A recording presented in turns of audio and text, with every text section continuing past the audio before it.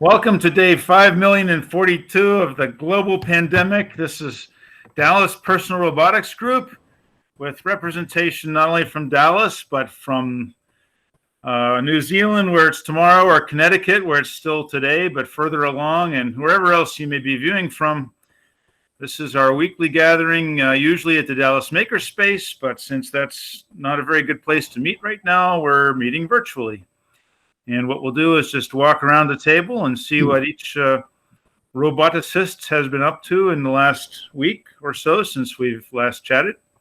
And we always like the club challenges, Stump the Club. So if you've got some particularly interesting little thing in your project you're trying to overcome, just bring it up and we'll see if we can't help you out with it.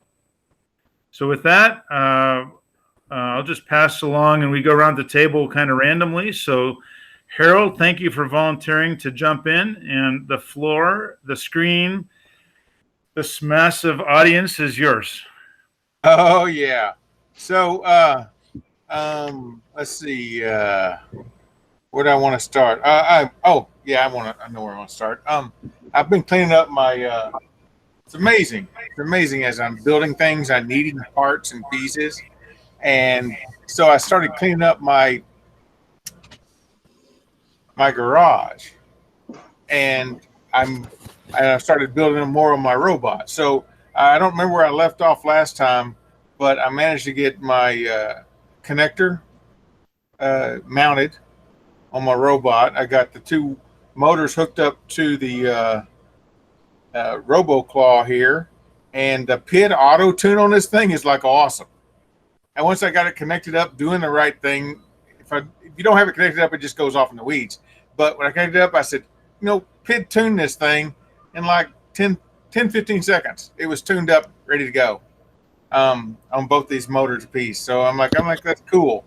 And so when I was talking about what I led off with was, it's amazing what happens when you go shopping in your own garage. I've been printing these things, and I needed some standoffs. And so I bought some standoffs, and they were fairly small, and they didn't have enough thread on them to actually go through the almost 10 millimeters of what I've got going on there. But as I was digging around, and Ray will know what this is. Ray knows what that is. Some of the stuff I got from Tanner's that I just picked up on a whim. I can't tell you how long ago.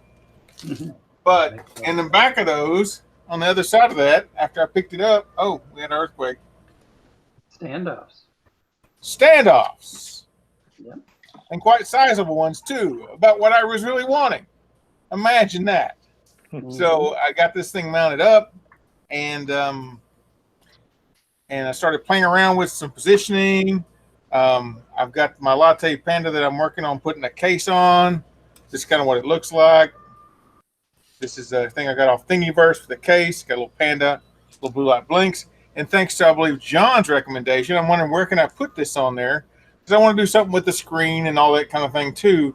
But then as soon as I got the face, man, I got to make it so you can see the face. Not the best print.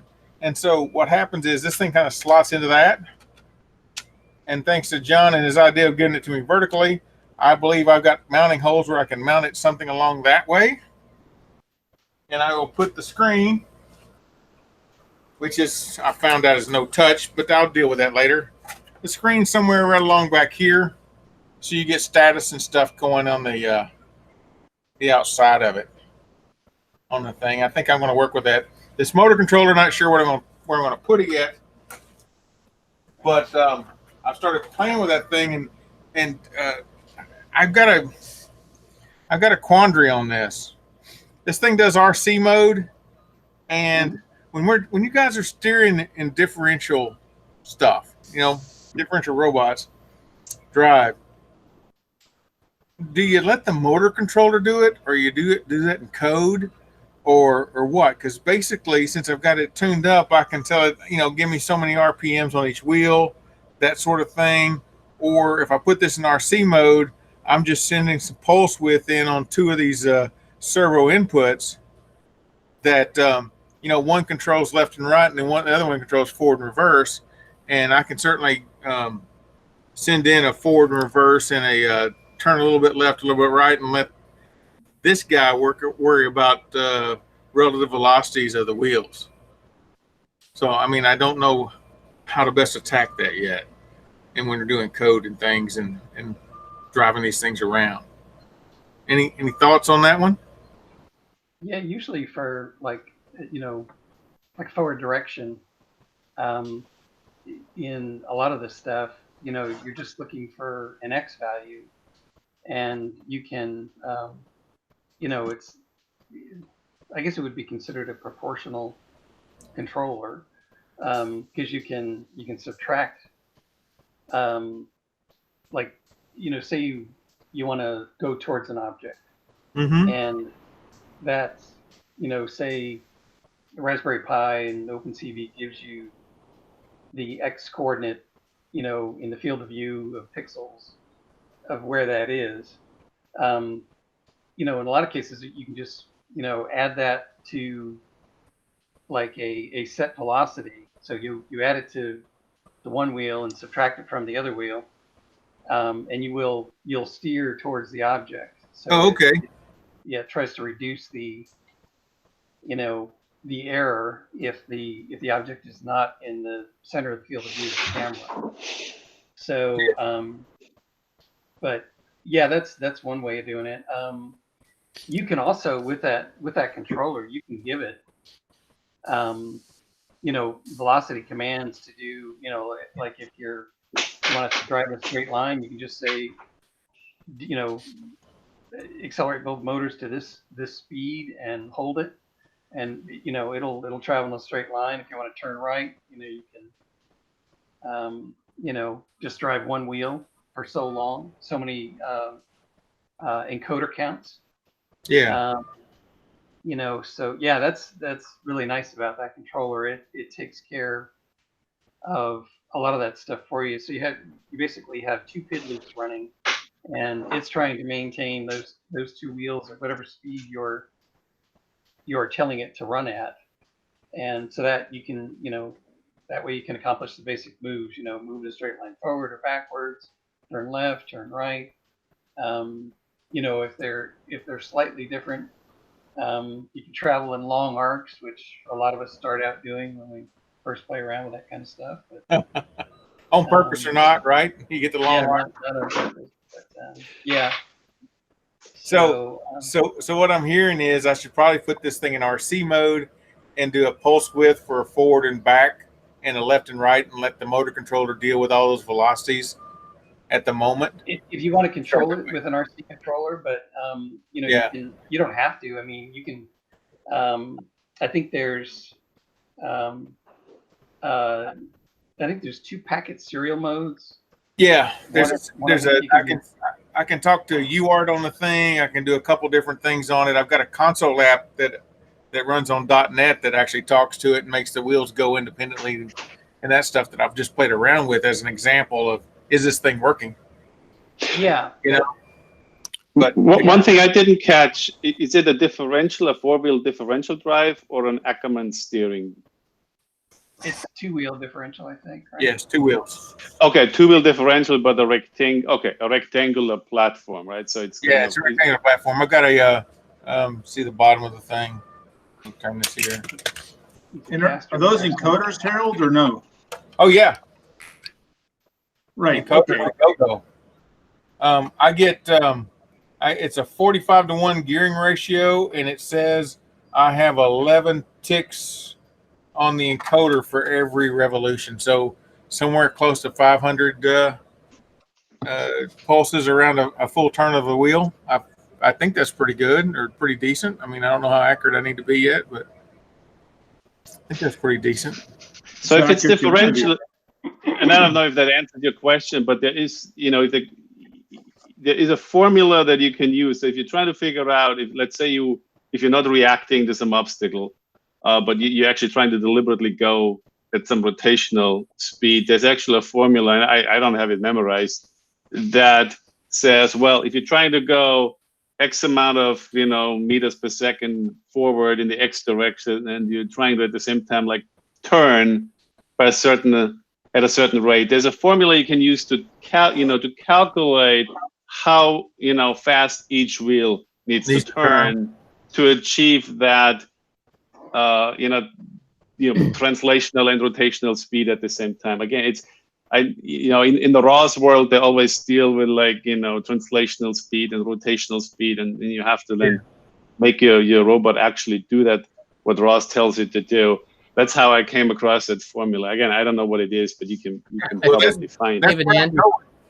I mean, this is going to have ROS on it. My latte pad is going to have ROS 2 on it before it's all said and done. Okay. So you're gonna, unless you've given or you've been provided with sort of the node that's going to take the ROS, velocity command, you may find yourself very well sort of implementing that, in which case you'll have to use that formula, because ROS is going to tell it to go at some,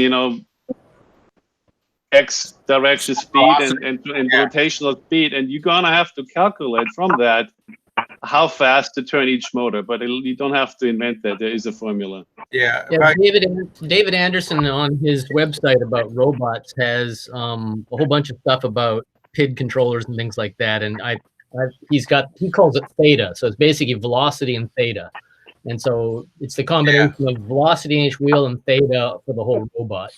And are you trying to run this with Murray? That's not exactly right. This with a controller. Theta is simply the direction that the robot is pointing. It's a 360 degree instrument. But I have found in my robots that what I end up doing is, and software is the same thing Chris described, which is that instead of controlling a left wheel velocity and a right wheel velocity, I translate that into a translation and a rotation. Yeah. And that with both wheels. And that's a lot easier. When you get up to higher level, that's a lot easier way than talking about separate wheels. And the formula for doing that is very simple. If you have a value that's rotation and a value that's translation, then the left wheel will be translation plus rotation, and the right wheel is translation minus rotation. That's just an easier way than trying to specify the behavior of the robot by specifying individual wheel velocities. And I can give you a couple of examples of that.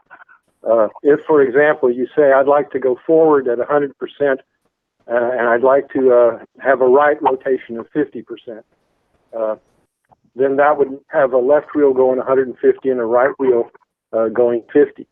But if you, without changing those values, if you then slow the translation down to 0, the robot at that point will rotate in place. So somewhere between driving along in an arc and rotating in place, the inner wheel will come to will slow down, come to a stop, and then reverse. But you never tell that wheel to reverse. You simply say, take the translational velocity to 0. I got it. So if you have hardware that will do that for you, or you just specify a translation and rotation, I'd start at that point, because you'll probably end up doing that in software anyway.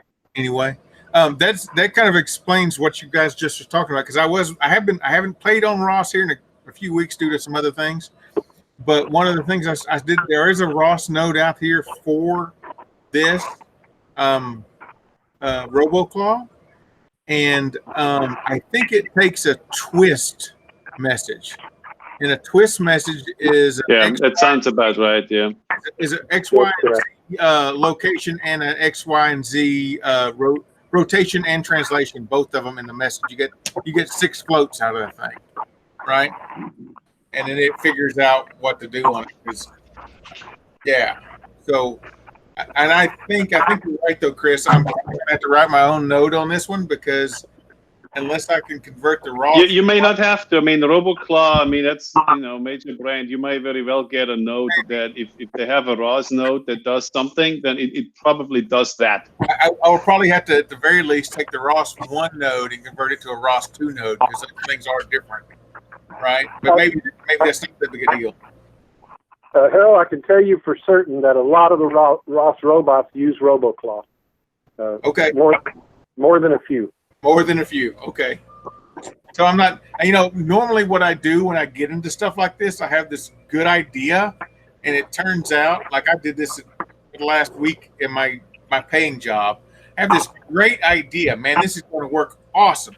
And so I get up there and I go towards it, and I find out that no, yeah, that might be a good idea, but nobody's doing that. I'm blazing trails, and when I'm doing my day job stuff, I normally don't want to blaze trails. I want to get stuff done for the client, and blazing trails and getting stuff done for the client sometimes counter one another.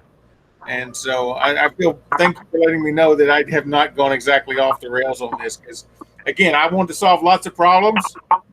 Some of these problems I don't want to solve, like graphics on a page. I just don't really care.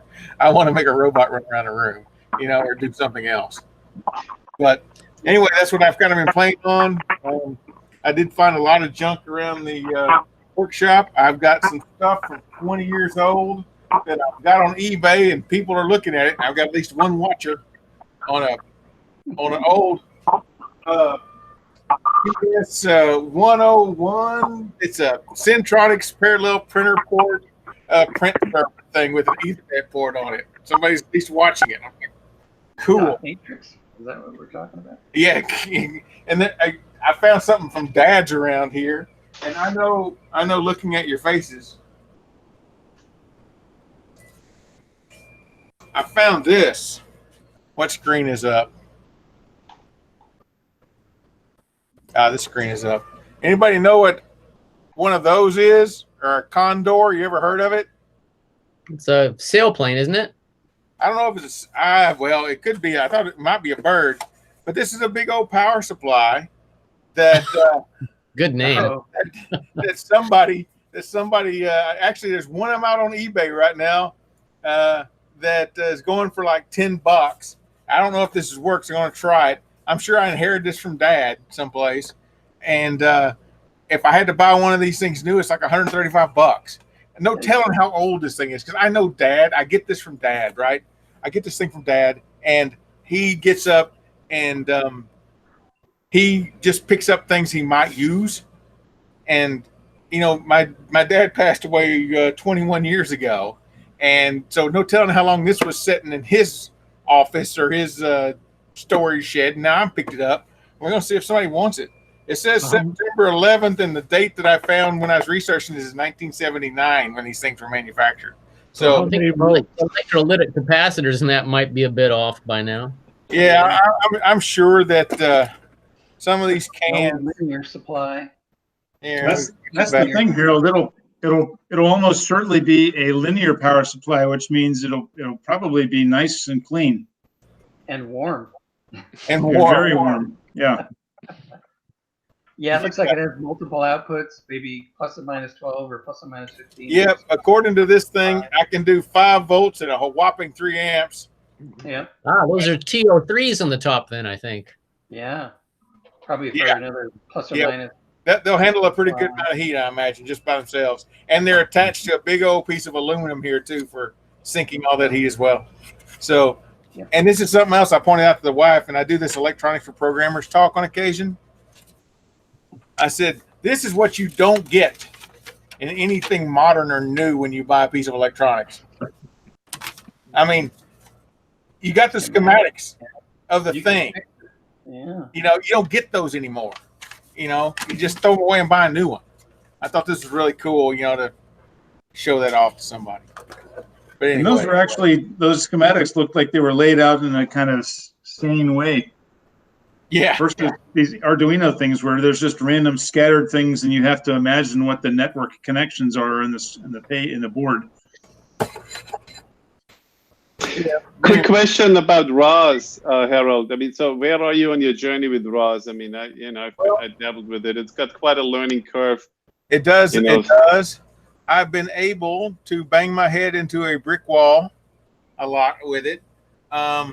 I'm trying to do this all on Windows. I do have a Raspberry Pi 4 that I installed the latest Foxy on it. I've run the samples on all of it. I have walked through at least one tutorial on how to write a node, both a talker and a listener in it. And at that point, I proved enough to myself that I've done it on Windows as well. So I did it on both of them for because I really want to do it on Windows since I'm a Microsoft MVP, and the Linux is such a nicer experience for installing all that stuff and doing it because there's more stuff going on there, right? But I think I'm going on. What is it? I've got those things working. I knew I needed to talk to the RoboClaw here, so I said, well, I'm kind of driving toward that. My goal right now is to, once I get something working here, is to make it where I can get me a Xbox One controller, so I have a node listening for inputs, and then this RoboClaw as a node listening for directions and stuff, and be able to drive that around. That's my first goal of doing. I want to do more than that, obviously, but that's one of my first goals.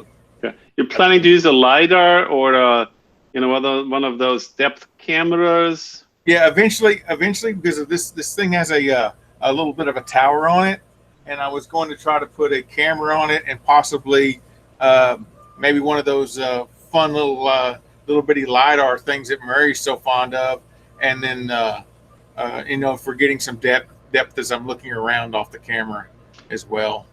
Maybe I don't know exactly at the moment, but something along those lines. Maybe So one thing I found useful, and I guess it mainly applies. I mean, if and when you get into some of the navigation concepts, which kind of means you need a LiDAR, one of those rotational LiDARs or a depth camera. But what I found useful, just to get my arms around, how this all fits together, is to try their simulation examples, where you can see it, even just their 2D simulator, which is not very accurate, but it's very useful. It's a very useful teaching tool. I haven't found their gazebo as user friendly, but just that I found a very good way of just learning how RAWS works and how all the navigation stack pieces come together. I do have Gazebo loaded up. I have not played with Gazebo yet, but that is on my thing to figure out, because I know because it can simulate the robot, and apparently I can load all my ROS node stuff into that and be able to talk to it and do the right things with it, or it interfaces in some form or fashion, right? So yeah, that is sort of my plan, is trying to figure that out, show that off. Chris, do you have any experience with the Intel RealSense cameras with ROS? No, I do not have any depth camera. I will say I have a bit more experience with the rotational LiDARs. I have, some of those used ones from eBay removed from a Nito robot, right? That they used to sell for $80. Now I do have an RP LiDAR A1 or A2, not the newer ones. So I have a good amount of experience with that. I have to say, I've never been really happy with those LiDARs in RAWS. One issue I found with the LiDARs is, with the cheaper ones in particular, right? They don't rotate faster than 5 revolutions per second. Yeah, the update's slow. Right, and so if you have a robot that's moving at any kind of interesting speed, you get the equivalent. The analogy I always use is like motion blur, right? But ROS doesn't really sort of take that into account. Well, there is sort of a way to do it. It doesn't really work, I found, but you get this totally distorted LiDAR's 360-degree snapshot, right? It's faster you go, the more distorted it is. The more you turn, right? The more you turn, it gets completely distorted, and all the algorithms get completely confused by all of that. So I spent a ton of time trying to do some motion compensation, and so that's where I kind of left it. So that with the cheap LiDARs, you don't have a real great experience. I don't know if it's any better with the depth cameras, because you get much more frames per second, I would imagine, but you don't get the 360. Yeah, that's true. Yeah, it's I think some of them are like 70 degrees field of view horizontally. Which might be enough, right? I mean, if that gives you, I don't know if they give you 30 frames a second, but if they were to do that, right, that higher update rate actually is potentially more valuable than the 360-degree field of view. Yeah. I think the like the Intel RealSense 435 will do like up to 90 frames per second with a smaller resolution. Like I think it's a lot. yeah, oh yeah, that's That's a lot. yeah. There was one of the guys that was playing around with Ross in the club. He was actually playing around with like Xbox 360 Connects and the Xbox Ones on Ross. Did you do any of that or? No, I don't have any of those gadgets. All I've got is I have probably 3 lidars, which more or less are the same. Yeah. But none of the camera stuff. Okay. All right. Part of it is expense on my part. I don't know. My Twitch channel needs to take off so I can make my million, so I can actually play on this better, right? But I do know one of the things that got me interested in Ross was, we had Lou on about a month ago, right? Lou Amadio. He's part of the robotics integration group at Microsoft, and he was at an MVP summit a couple of years ago talking about this stuff. And so they've got some folks actively doing something. I know I can't afford one. I certainly want to get one. The Azure Connect, which is basically the Xbox Connect kind of on steroids, V next of what's going on. They've got a Ross node already built for that to go talk to it and do things and stream things back. And that's one of the projects he's been working on and making sure it exists so that you can put one of those crazy depth cameras in the front of it and do all these fun stuff. And I'm well away from that. I'm a long way from doing any of that stuff. But hopefully I'll get there. Hopefully I'll have to save up money and get that done. Anyway, that's kind of what I've been doing. The other thing I'd like to point out is this. I got this keyboard because I wanted to replace what I had. It's called a Red Dragon. I believe it to be a Micro Center brand. It is a mechanical keyboard. It's $45, only $45. It's pretty hefty. It's not bending at all. The keys are nice and crisp, and you do have a double shot keyboard, which means these you got the black gets shot once, and the U's and the letters get shot once. So this is plastic all the way through. These letters don't rub off. And it's a nice, crisp keyboard, mechanical, and I really like it. And for $45 in a mechanical keyboard, it's pretty decent. So I'm just saying I like it a lot. That's not a paid advertisement, by the way. That looks really similar. That looks really similar to the keyboard I use, which is a Steel Series, which is a gamer keyboard, but it's a mechanical keyboard. Quite loud, actually, noisy. But I'm a touch typist, and it's fast enough, but it makes a huge amount of noise. But it looks really similar. Apart from the brand, I wonder if it's maybe the same keyboard underneath. It possibly is. I know some keyboard junkies who built their own keyboards and done all those kinds of crazy stuff. I'm not one of those. I do go for the 10 keyless though, just because that 10 key on the side just usually gets in my way, and I never use the thing for the most part. That kind of thing. But no, it's big, it's backlit, and you've got different colors of backlight. So the thing comes with a manual. I mean, imagine a keyboard come with a manual. What do you need that for? Well, there's different modes you can put it in. You can set the brightness level, and if you put it in a certain way, every time you click a key, it'll light for a little ways and then go away. And then you can set it in game mode, where depending on what game you're playing, the keys that matter light up and everything else goes dark and things.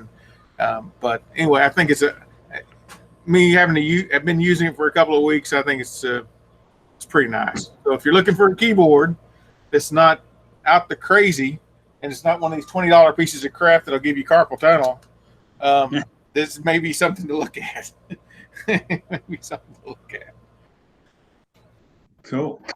And that's about all I got. I didn't mean to take that long, actually. I just kind of got into talking. So that's all always right. It'll happen. Wind them up and get them going. Yeah. So who's next? Well, let me get myself out of the way because I don't have a whole lot to talk about. I won't pull a Harold. Hey. As you know, I've been playing with my little car. I got my light sensors working, the white-black sensors working. And behind me there, you can probably see my short little track that I made, and it made that track. So I was pretty excited about that. My wife posted it on the Facebook. Now I'm going to do this one, but I have to lay it out first. I bought some big sheets of some styrofoam stuff. I'm going to lay it out on. I thought about going with one of those banners like y'all were suggesting, but just for practice, that seems a little bit much. And that's about all I've got for right now. Cranking along. Well, y'all said nobody's done it yet, so I'm in a hurry to be the first. That's awesome. That's awesome. That's what I said 4 years ago. I was telling my wife about this, and she said, well, how long have they been doing this? I said, well, they started in 2011, I think. I believe that DPRG first formed in 1984. I joined in the 1990s. Yeah, I think I showed up at the DPRG back when you guys were over in, I want to say Garland area somewhere. We were at the warehouse, at that warehouse in Garland. Yeah. We rebuilt. We had a full-size competition course in there. We had workbenches with equipment on them, and it was great. But eventually, Mike, that was his business, and it was an unused part of his business. He retired, and by that time, I think Ron Grant is online here. Ron put on a hazmat suit and had gone in and coated the whole thing with that epoxy paint. So he surely made that room worth a lot more money than it was when we moved in. Oh, I got you. And I think I've been there a couple of times, but I didn't continue on. The other thing is that I heard, due to all this noise, I say all this noise, somehow it's showing up on my YouTube feeds, about some of the politic thing that's going on the makerspace. I didn't realize that the DPRG was pretty much a founding principal member of makerspace. It's awesome. Of the DMS. I did not realize. It's more than a founding member. It was our idea. Because we'd lost our space and we needed a new space. And and in point of fact, what happened was that the makerspace seduced away some of our best members. Ed Kaufman and people like that became makerspace followers and kind of dropped out of the DPRG. But yeah, we organized that whole thing to begin with. And there's some politics there that I won't go into. Yeah, there's plenty of that. And I didn't want to bring necessarily that up, but the fact that because of that I found out some history that I didn't know, I think is really cool. I think it's really cool. We actually, during that time, when we were going to 3 different places, we were at a library, and we actually were down over by that theater over by the lake. What was that theater called? Anyway, in that area, Inwood, wherever that theater is, we were in a gaming place there. And so, they formed that maker thing, and it was like 16 people initially, and we gave like $1,000 to help start it up. Because we had money and nobody else did. So, and then from there, went to what it is now. So, kind of grown. There was so in the meantime, a bunch of us donated $100 each, as I recall, right at the very beginning, and then it operated under DPRG, under the nonprofit, the DPRG 501c3 for a while before they spun it off. Because we had one. So in the meantime, I guess I'll show you what I'm doing, or had been doing. Not much, in other words. Basically, surf the web. So let me see if I can show you the stream. A window, a Chrome tab. Let's see if this works. Okay, there we go. Okay. So hopefully you're seeing the stream that shows a make a robot kit. So I don't know if you all have researched that. I haven't much, other than yesterday I ran across this website with the Mark robot car. And it looks interesting. It's basically $200 and it's supposedly easy to assemble, and it does Scratch and Python coding. So beyond that, as I said, that's about all I've done the last couple of days with regard to robots. You haven't done in and jumped in and bought one yet, have you? No, I just saw it yesterday and was like, I thought.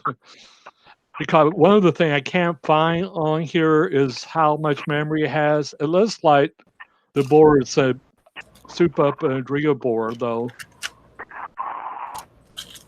Because, yeah, they already don't give you that info offhand. I can see somewhere in here they have a picture of the board. The photos make it look like it balances on two wheels, but does it really have a third dragger in the back? No, I don't think so. Okay, let's get back to the main window. Yeah. Yeah, it does look like it doesn't have a pivot. No, I mean, you're right. a caster. Underneath there, I don't see any offhand that picture. I guess we can hit the play and see what it says. Since I haven't done that yet. But it looks kind of long from front to back to be balancing. But notice the motors. It uses the plastic little motors. Yeah. Yeah, it has a caster too. Yeah, It's like it kind of has to have one. A dragging tail or something.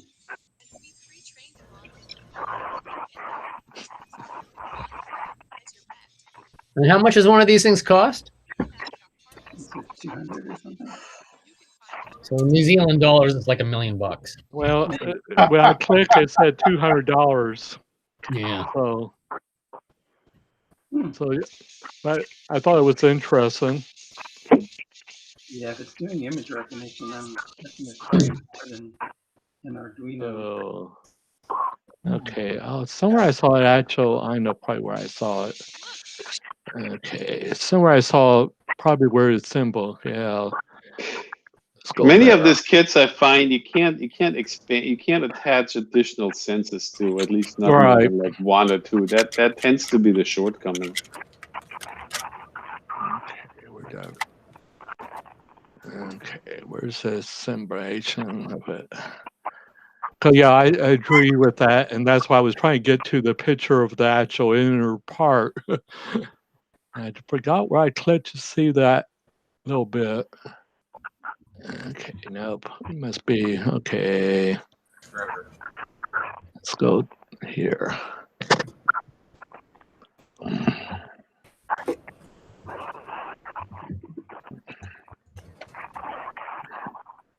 Oh, there we are. Okay. So yeah, you can see there's the bore. So yeah. Can we get closer? You know, so they have pins for like S1, S2, S4 on this board, and it looks like it's in an Adria board, but yeah. So if you wanted to attach like a downward looking sort of line sense array, how would you do that? Is usually my question, and then. Well, in the case of this, for the line power, you see they have just plug into, it looks like C7, this plug. Kind of large this, yes. So it's got the Grove connectors, but then does it have, like what kind of mounting options, right? You'd have to take a drill to the base, make your own little adapter plates and brackets and things. Oh, yeah. Well, as I said, you know, they have this main bore, and you can't really. It looks like they basically took an Adria and threw stuff around it. So yeah, it's hard to tell. I wonder if it's a custom board too. I think so. based on what I'm seeing, it looks like it is. I was hoping to find a better picture of that boar. Where was? It's always an interesting trade-off between these Oh yeah. highly integrated things which are hard to maintain or adapt versus things that are a little more modular, but which take a lot more energy to maintain and adapt. Let's go down here. Okay. See if they can show you a better picture. Yeah.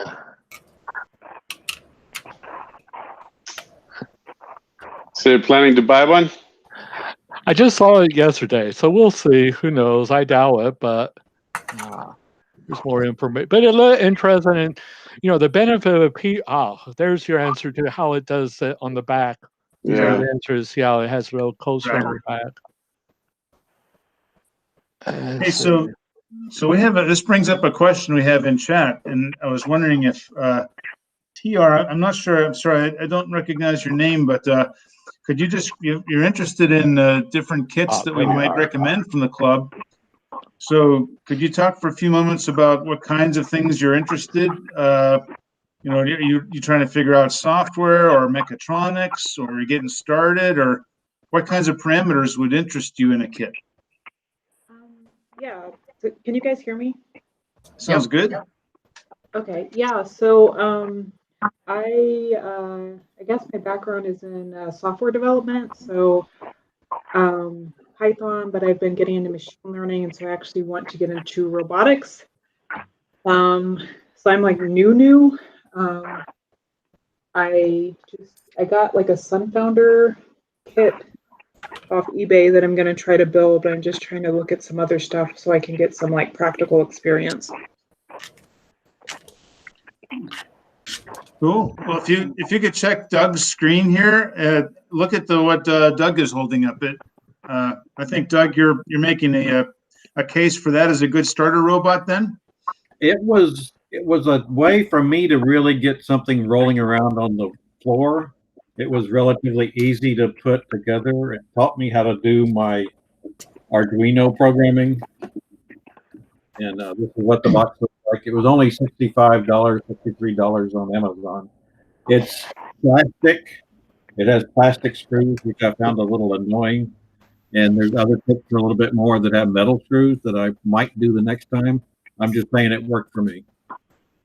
I can try to share my screen. I think some of the people in the group know that there's a local girl, a 10-year-old girl, one of the friends of our family. And let's see now, how do you share it or present now? And her and her dad and I chatted for a bit, and then I put together a wiki page on the robots.org.nz to lay out all the different microbit robots. And she ended up choosing one of the WaveShare Alpha bots. And from my experience now and having watched a 5 and a 10-year-old girl put one of these together, it can be done by a 5 and a 10-year-old. And the quality of the kit's really good. There's 3 different robots, actually more than 3, but 3 different presentations of this robot. One for microbit, which is the BBC microbit. There's one for Arduino, and then there's 2 different Raspberry Pi ones. I need to figure out how I can see my own screen so I can see what. Can you guys see the AlphaBot too? Yes. Yeah. Okay. So there's, like I said, there's a microbit one that just has a microbit on the robot. There's the 2 AlphaBot 2s for Pis, the Pi 0 and the Pi, I think it's a Pi 3, have a camera on the top and an integrated camera. These use the Pololu micro metal gear motors and a pair of lithium-ion batteries. And I was pretty impressed with the overall quality of the kits. If I can find, let's see if we go back. So the one that we ended up buying for her was this one here. And it's got ultrasonics, it's got infrared sensors, it's got line following sensors underneath, it's got RGB LEDs, and this isn't that expensive, and it's quite well made. I was impressed with the quality of it. So I can highly recommend these as a nice alternative. And then you just choose which platform, whether you want an Arduino or what. So I could say these are pretty good, and you can program obviously in any of the languages that those 3 different platforms provide. So I can recommend those, and I will now stop presenting there. Okay. And I'm going to jump in after you, Murray, because it's funny that you should mention the WaveShare AlphaBot 2, because it turns out that I have maybe a hacked up version of a WaveShare AlphaBot 2. Oh, wow. This is one that has the Pi Zero underneath. It's buried down in there, and you can see it looks quite a bit different from the image that Murray showed. Yeah.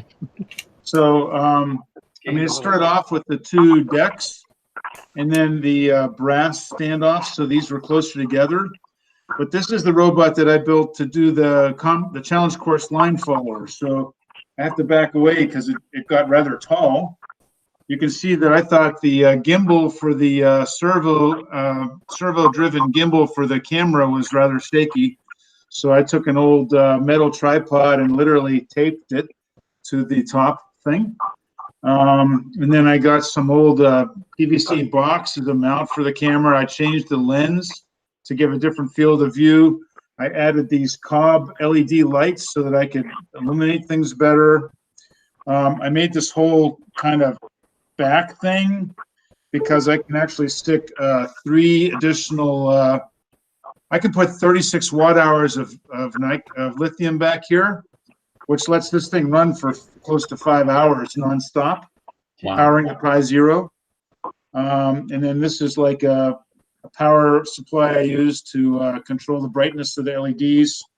And let's see, what else did I do? I added this 6-volt regulator because these wheels don't have encoders.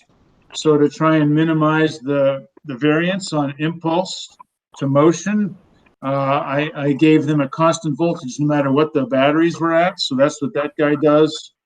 And then I added a voltmeter to the bottom so I could keep track where the batteries are. And I got this 1-inch ball caster from Pololu because I found that on our courses where we have these popsicle sticks and even the makerspace floor, which is kind of uneven, these guys have these really small little casters here and here, and those things tend to drag on the least little bit of non-flatness in the floor. So I got rid of those, and then with the weight in the back in the mother-in-law's trundle seat or whatever, it doesn't topple over too much unless you really hit the brakes. But I think, Carl, that kind of defines on steroids. You know, it's the craziest thing, right? Because the Pi Zero runs Python, and I just used their built-in Python framework to drive the motors, but it has a web framework, right? So I also have this 5 gigahertz dongle, so I could use a better Wi-Fi than the 2.4. So this thing, all it does is it's just a stupid actuator. So it uses the, and my robot, how does it do? It has a web API. So literally I have a Node.js server that runs on a laptop, and that queries this guy to figure out current status of, it actually gets a stream from the camera. It just streams a video. And then my API, my Node.js server on the laptop figures out what to do. And it sends impulse commands back to the wheels, and it just makes a little jump forward.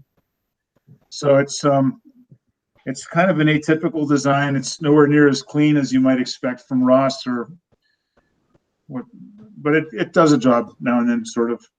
You did point out one thing about the WaveShare robots that is a downside, if it is a downside for you, and I think everyone in this group would agree, is that it doesn't come with encoders on the wheels, so you can't do odometry.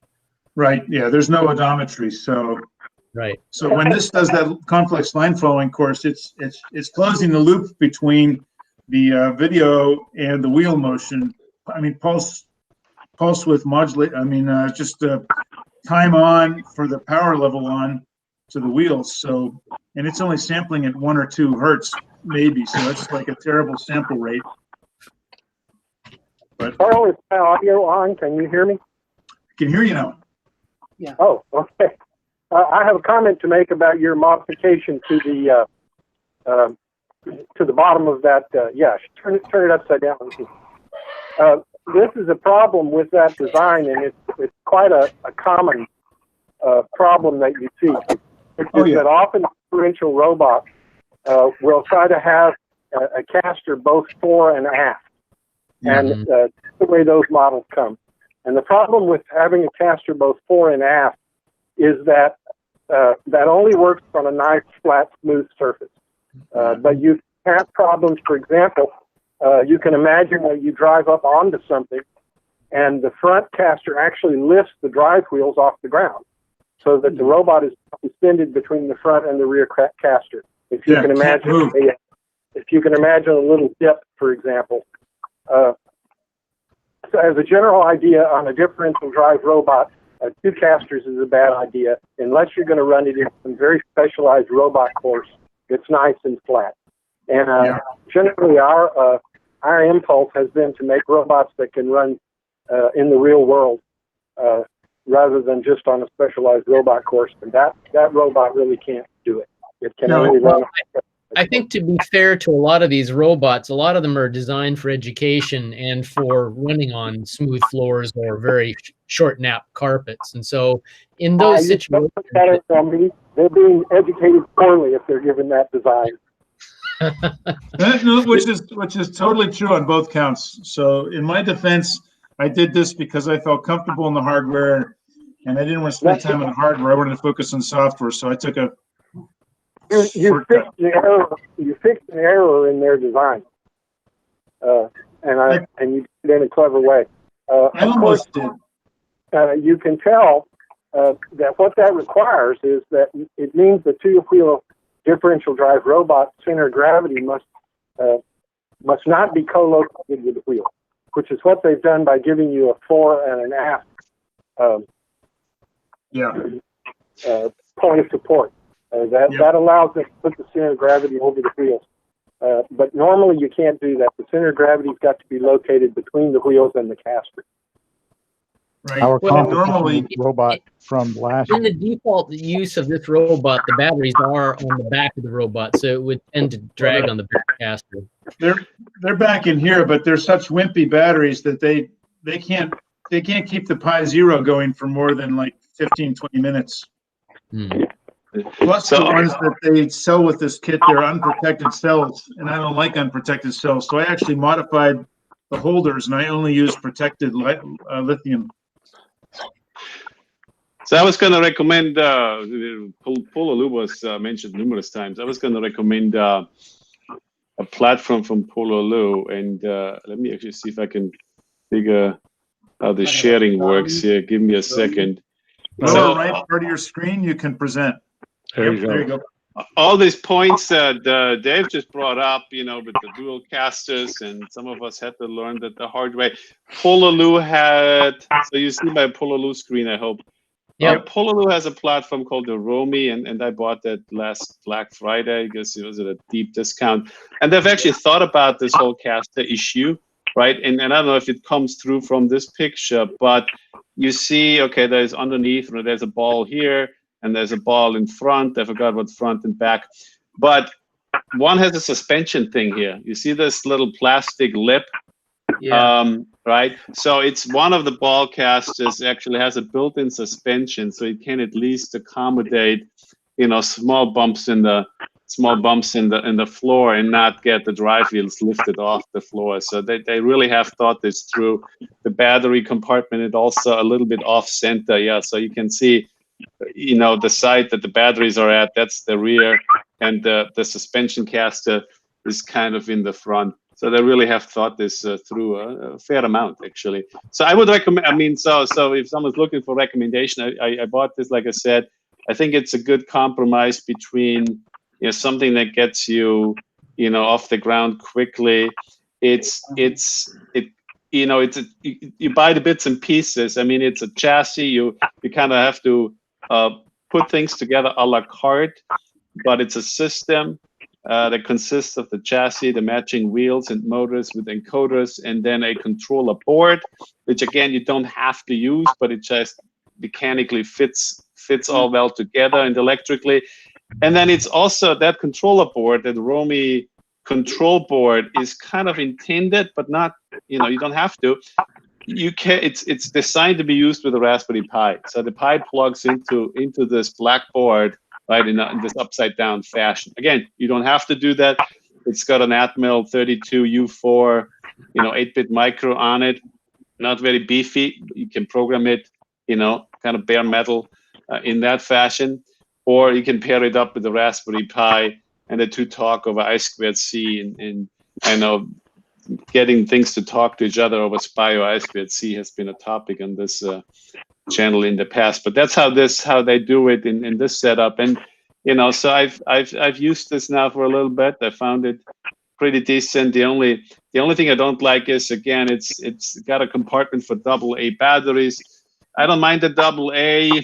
I haven't yet switched to lithium. I don't trust myself handling lithium batteries. So AA is fine, but they only have room for 6. I would have preferred 8 AA's, right? That just gives a little bit more oomph. But other than that, it's a great way to get started. If you want the flexibility of kind of, doing your own thing without fully getting bogged down reinventing the wheel.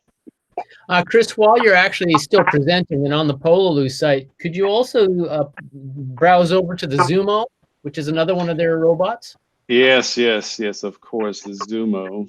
I think one of the things we should remember is that we're all keen on building our own robots, but this neighborhood girl, of course, wasn't in a position to do that, and we knew that she'd be running on a table or on carpet. So here's another robot that is another one that you can either build or yourself as a kit. You can modify it from parts, and you can also buy it already assembled. And this is another small Arduino-powered robot. And, yeah, and that one's pretty cool. I have pieces of that earlier version, just the chassis. I happen to have that too. I tend to buy a lot of Pololu stuff whenever they have Cyber Monday going on. And if I remember right, there's some pretty cool things you can do with that one. I could swear I've seen that somebody has some code to use a gyro or IMU on that and actually run it unbalanced on the end mode. Oh, there's an IMU on the main board. Yeah. Yeah, same thing on the Romy. Now that you mentioned IMU, that Romy, that round differential drive platform, the control board that is intended for it has an IMU also. Yeah. Yeah, so they give you, the nice thing about all of these are that you don't have to get too bogged down in the mechanics. And there's a lot of, generally a lot of good support either from the manufacturer or GitHub forums and discussions. And so it's really a good way to quick start something that can pretty much work and then learn and hack on it from there. Yeah. So this is how to be a robot without having to, actually build any robot? Call us lazy. Sorry, sir. Not everybody's in a position to build robots. But that's why, back to the Romy, that's why I find it a good compromise, right? I mean, you make a lot of the choices, right? Okay, so the chassis, okay. I mean, if you, I did that sort of thing from scratch also. You take a piece of plywood, you cut I like round differential drive robots usually. So you make it from scratch, you cut the plywood, you mount your motors, and then everything is a little bit, kind of not exactly straight. So you can do it. So this is a great way, I think, to get the mechanical obstacles out of the way. Yeah. And you were happy with the quality of it? As time permits, then you can mine the raw materials and make your own silicon chips and start from true scratch the way you're supposed to. Well, yes, that would be real tough, but you can't go that far. So mine for rear L. So basically, what it boils down to is how much money you have, how much time you have, and how much work you want to do it. Because, Yeah, and it depends on whether you kind of your specialty software or the mechanical side or the electrical side, right? So I'm on the software side, so all this mechanical stuff I'm just not good at. So I'd rather get that out of the way. Yeah, Chris, I was going to ask you, in terms of your review of this robot, you're quite happy with the quality of the plastic and everything? Yeah, I mean, okay, so it is plastic. That being said, so it's not as sturdy as even my homemade plywood platform, but it is fairly beefy, plastic with, as you can see, lots of mounting holes in it. So yes, I would say I am fairly happy with it.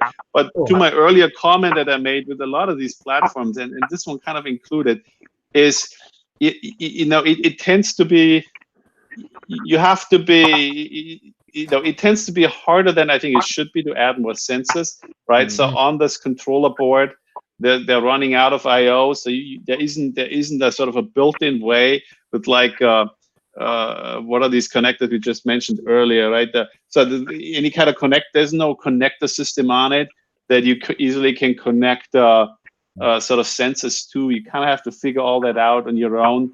But then you can do whatever you want with the Raspberry Pi, right? You're not restricted in the software in any way. They give you Python code to start with, and they give you code for that control board, so the Raspberry Pi can talk to the control board and send it motor commands, and then you do whatever you want to do on top of that on the Raspberry Pi. At least that's how I'm using it, or was using it.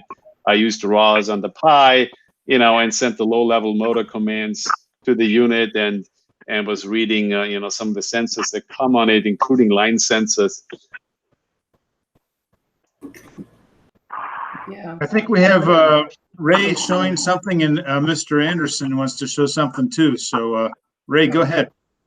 Yeah, I put an OpenMV H7 on the Rami platform, and I use the OpenMV H7 to process video images, and it communicates with the control board through UART, and it was very simple to do, and kind of like you said, it's got the basics. It's got motor drivers built in. It's got encoders on the motors. You could hook up a Raspberry Pi to it, but the OpenMV H7 is doing all of that work for me with a lot less current draw. But so yeah, I definitely say it's a pretty good platform for what you pay for it. But if you can buy it on Black Friday, definitely do that. You'll get a pretty good discount. So when you say for the price, how much was the price if it's not on Friday, Ray? I actually won the kit is from one of the competitions, but I thought like $100 would get you all the pieces. Chris, you may know. Can you say you brought yours on Black Friday? Yeah, I bought my Romy on Black Friday, and right now the control board by itself is $50, which I find just frankly a little bit outrageous, because it's not much to it. So I would honestly, again, it's Pololo makes high quality stuff, but that board with the chassis and everything, without the steep discounts, I would not go for it. You wouldn't? Okay, yeah. I thought it was around $100 on Black Friday for everything. The platform, motors with encoders. Right. Well, that's why I was thinking. But yeah, roughly $100. Yeah, I'm not sure which one you're talking about, but the Romy 32 U4 control board is $50, but the motor driver and power distribution board is $20. And then I guess that's the one you'd use the Raspberry Pi? No. The motor driver and power distribution board is basically even more bare bones, right? If you don't want any microcontroller and all you need is the motor drivers and a nice way to connect to the battery compartment, then you go for that $20 thing. Oh, okay. Right. The controller board gives you a micro, it gives you a nice power supply. Pololo always does a good job usually with the sort of the power supply work on their boards. And so it's they have different levels of sophistication here. I don't know what it adds up to. Maybe it just adds up to $100, which in the end is not that much, I guess. The chassis kit. So the chassis kit is $30. All right, I guess that comes with the motor. So it's not too bad. Yeah, because I'm thinking if it's like $20 or $30 for the chassis, then you got the cost of the motors, which is a given on any robot. The motor driver and power distribution board is $20, and that gives you motor drivers, and then you just have your Raspberry Pi. So it would be under $100, I think. before you start adding other things. Yeah. Yeah. Okay. So maybe it's not all that much. It's just that I didn't really have a need for it, so I wouldn't have been able to justify it to myself if it's full price. But Black Friday, hey, why not? Yeah. That is what a lot of this comes down to, is like, how much work do I need to do to justify me spending this on this thing that I'm going to do and play on, right? We all got to have fun and time, but where's that line come at, right? Yeah. Line. The one thing I would add that I did like about it, again, what I often find looking for these chassis pre-built, many of them I find are either too big for my taste or way too small for my taste, right? Something like the Zumo, very cute, or even the Pololu 3Pi, which I've bought many years back on Cyber Monday, very cute, tiny little, 4-inch diameter platforms, but where do you put stuff? You're running out of space, and some of them get too big. So one of the things I often participate in the annual Trinity College firefighting competition contest up here in Hartford, Connecticut, where I'm at, because it's a local contest and people fly in from all over the world. So it's very convenient for me to participate. And, so the biggest you can go is basically 12 inches, right? X, Y, and Z.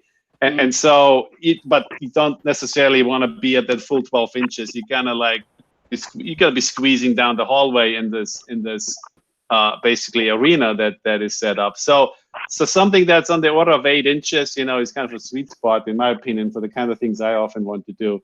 And so I forgot the dimensions of the Romy, but maybe 7.5 inches, 8 inches. And that's the other thing I liked about it. Not too big, not too small. Right. So I know you hadn't seen it, so I'm going to show it again. So I don't know if you can see it, or if I present it, will be bigger and better. No, we can see it. Okay, in that case, I'll leave it as. So this is an example of, where you can build a board and add parts and print out your own. So there are very many ways to achieve it. And if you don't like reels, because I tend to like to try other ways, here's another version where I basically printed out the real one. And I don't have any batteries on it, so can't show you moving, but that gives you an idea of the strand beast. So here's an example of where I printed out, the strand beast one. So for the one person that's sort of trying to figure out which route to go, there are many options. So it depends on where you're going to go with it. Mr. Anderson, I think you're going to pull something up. Yeah. Do I have audio? Can you hear me? Yes. Hear you now. I'll preface this by saying when I started building robots back in the 90s, I would have been extremely pleased to have been able to buy some little hardware to get me started with it. There really wasn't anything like that back then.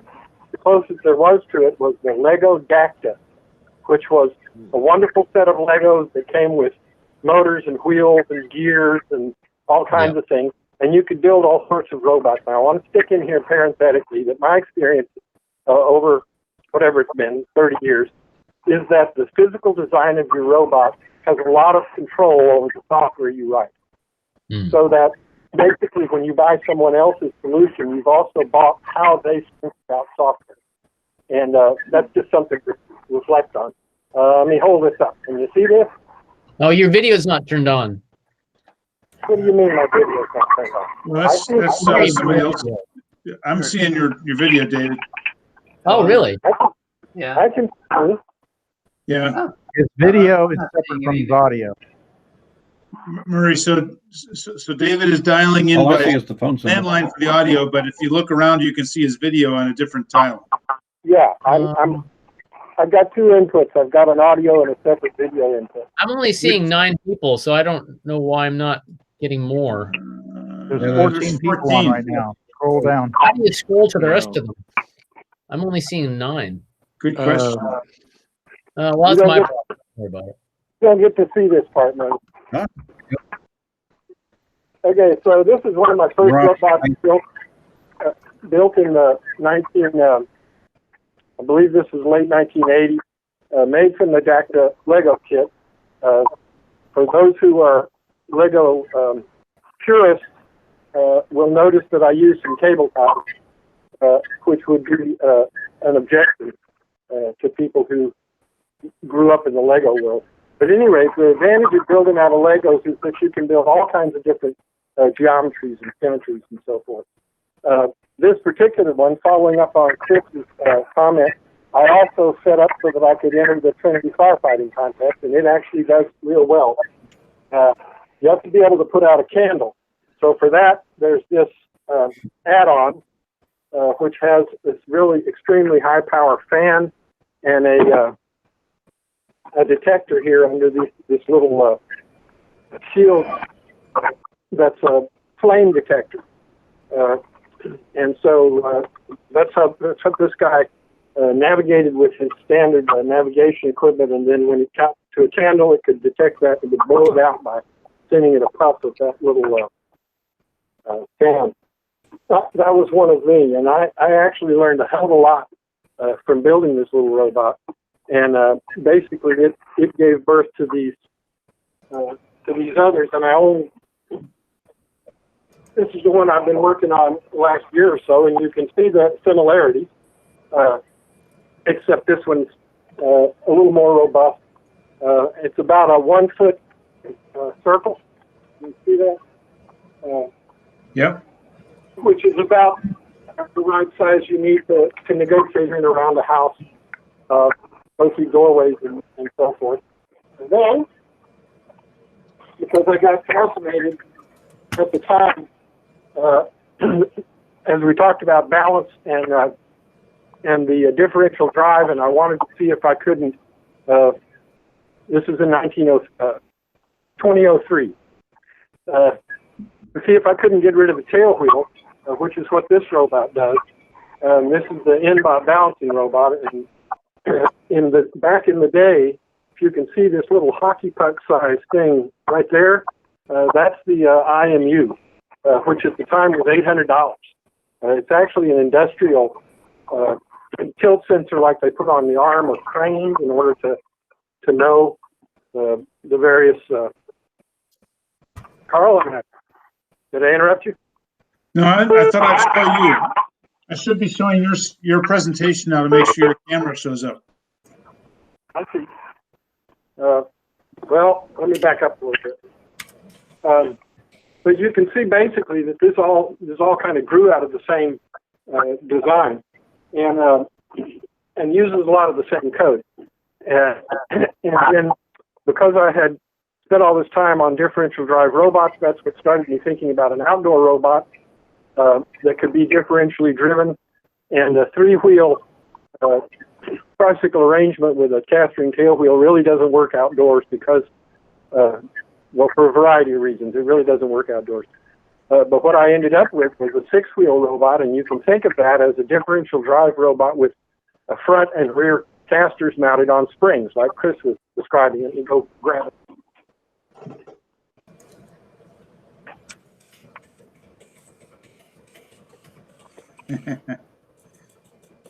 So basically, this is still a two-wheel differential drive robot. Each side is linked together with, I don't know if you can see these, there's pulleys between the wheels there that drive it. And since it's scrub steering, which when the differential drive, the front and rear wheels have to slide sideways. And this is all, I don't know if you can see this. These are, what's the right way to look at it? There we go. You can see the suspension there that has quite a bit of, these are rock crawler suspensions that this was built around. But basically, it's still the same idea as that Lego robot, which is the two-wheel differential drive platform. It's got fancier sensors. It's got a sonar array and GPS and cameras and things like that. But still, it's very much basically the same kind of platform.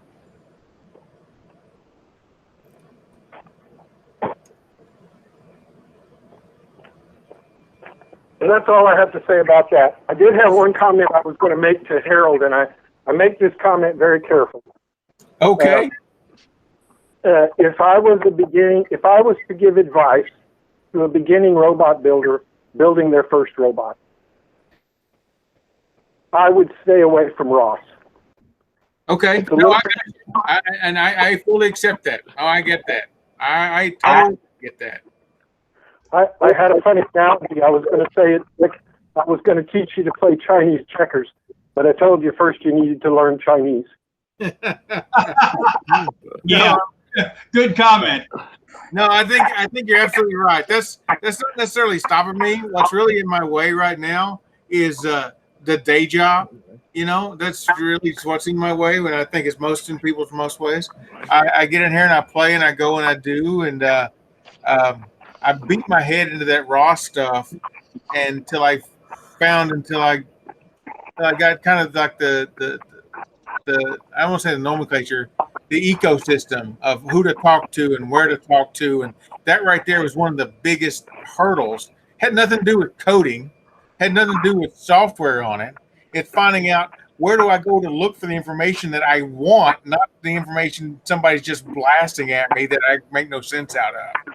And it's taken me. That's what was really what I was beating my head in. Now I've got a pretty good handle of who to call and who to talk to. I got email addresses.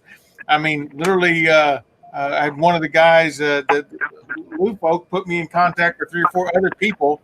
It says, "Hey, what do you think's going on here? Help this guy out." You know, and so I've got contacts and people to ask questions for and stuff now. That's really what was eating me up. And I have, and the fact that when I made my samples just work and go through the tutorial, that I know I need to learn a lot more. I get all that. But I think I got enough information right now to actually drive the thing around or build enough to drive the thing around. But you're right, this raw thing, jump into the deep end, way deep into the pool. There's no doubt about that. I understand. I appreciate they have not proved the documentation in the last 4 years. Yeah.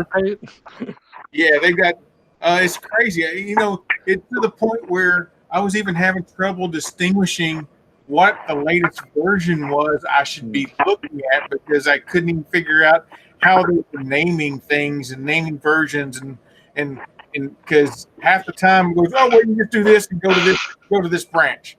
Yeah, you know, that's a word. That's a word of a version I have never heard looking at any other documentation ever. You know, what is that thing? That I follow several ROS mailing lists and several of the groups, the homebrew robotics group. Yeah, they're very into ROS.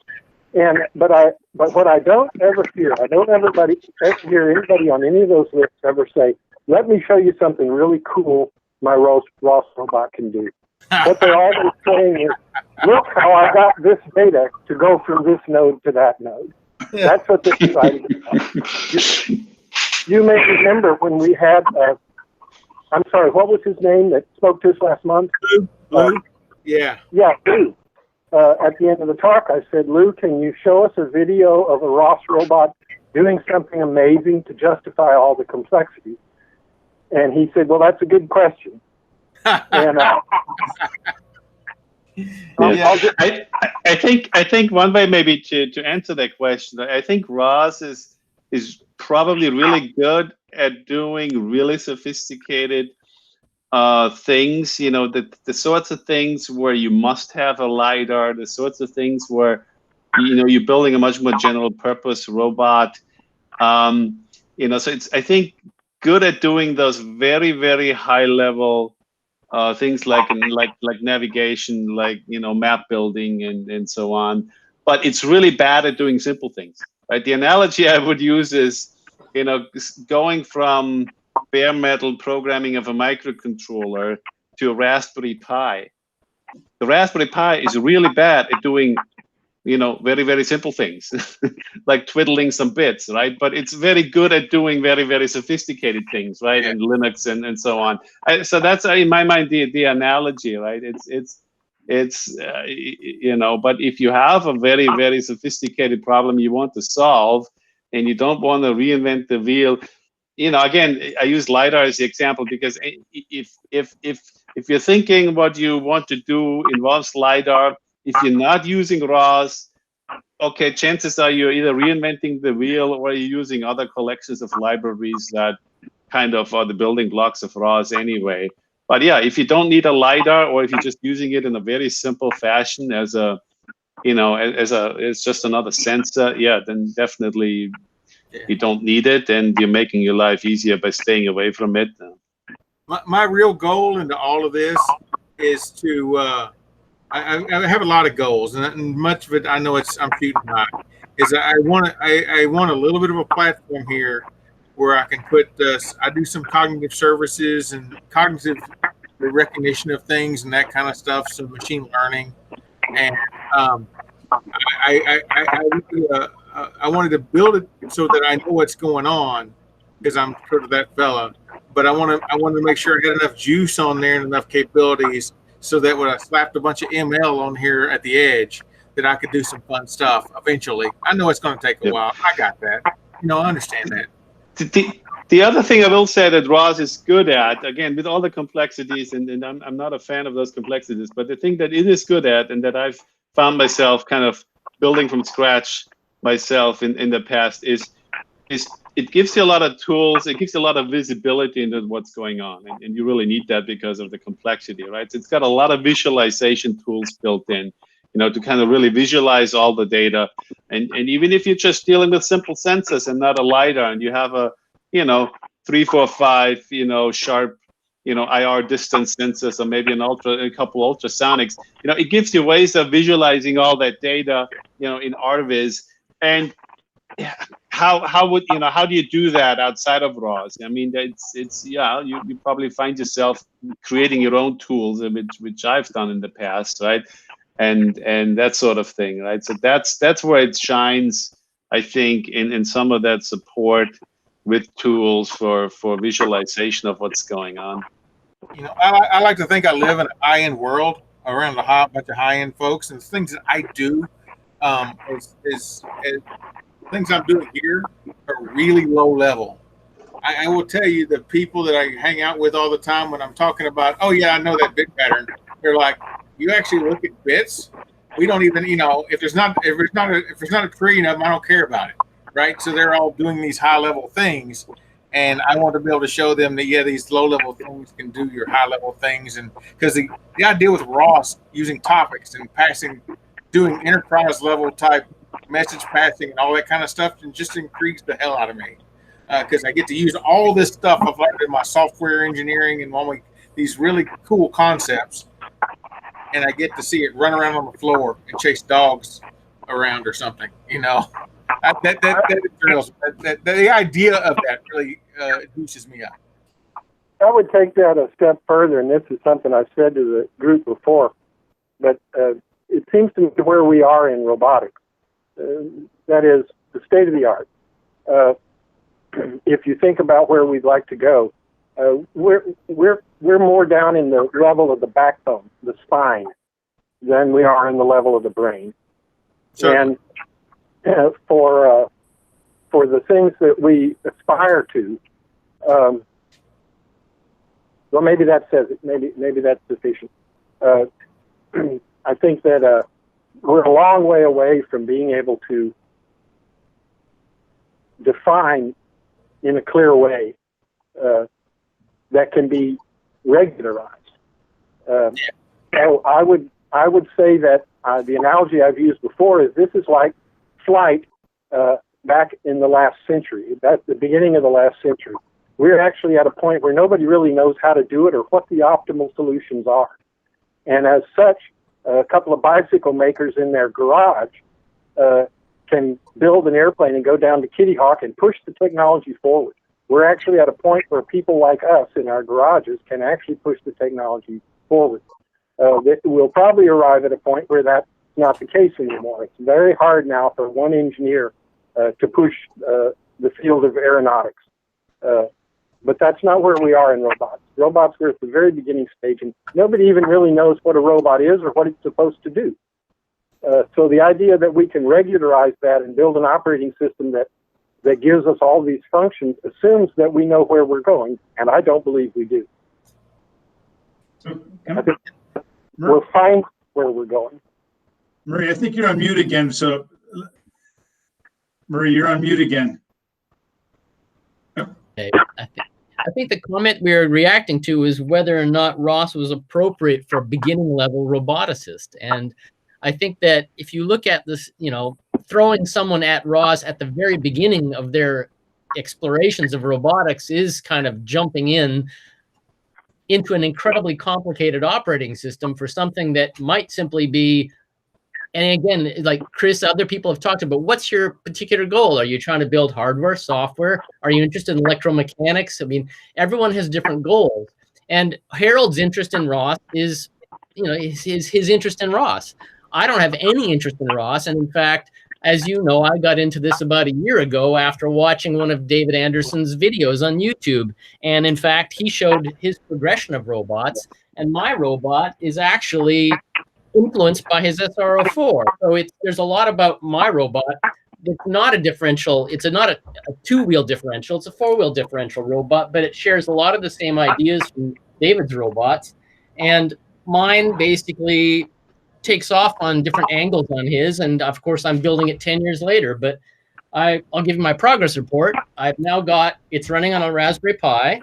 It weighs about 5 kilograms, or no, 3 kilograms. It's got a 6 amp hour battery on the top. It has a battery life of about 2 hours. It's got this little flashing itsy bitsy on the front, which is my slave for my front sensor. I've got the new plastic on the front. I had to put a bit of fabric on the front because the infrared was reflecting off that. But the front sensor is all working. It's almost all the sensors are connected through I2C. There's now this little switch on the side that when I turn it on, that runs there's a daemon running in the background. So that's my enable switch. Basically, the daemon turns off the operating system on and off. And in terms of where I'm at, I've got almost everything running now. I've got to rewrite my programs for how it reacts to bumping into things because I don't have PID controller ability because I wrote my own PID controller. I can't do reverse yet. I haven't got that working on my PID controller, so it doesn't back up. But yeah, it's coming along. It's even got, I don't know if you can see this, but it's even got a little tiny screen right there, and that's running top. So I can actually see what's running and slowing my computer down when it runs into things. And but yeah, it's coming along. This is a year's work, basically. And it does run on the floor. In fact, I've got this, which I can actually control it remotely with a Bluetooth. But the idea being is that I basically would set the robot off. I've got a couple like this one here turns this on. Cool. So yeah, it's Bluetooth control now. And so the top button is called Roam. And Roam basically puts it into a little Python script that runs the robot forward. I'm just working on this now, so it doesn't work. I've got my little, it's hard to see what you can see, but right in the middle there is a little servo-mounted LiDAR. And that basically does a scan back and forth, looking for the area that has the greatest openness in the room. And so Roam basically, it's like we have moth and anti-moth. This looks for like space. So it's looking for the greatest amount of space in front, and it'll turn towards that space. And so that's my first attempted high-level behavior is roaming. And this is mostly influenced by David's SR04. I've wrote my own operating system from scratch in Python, and it doesn't work yet entirely, but it's getting there.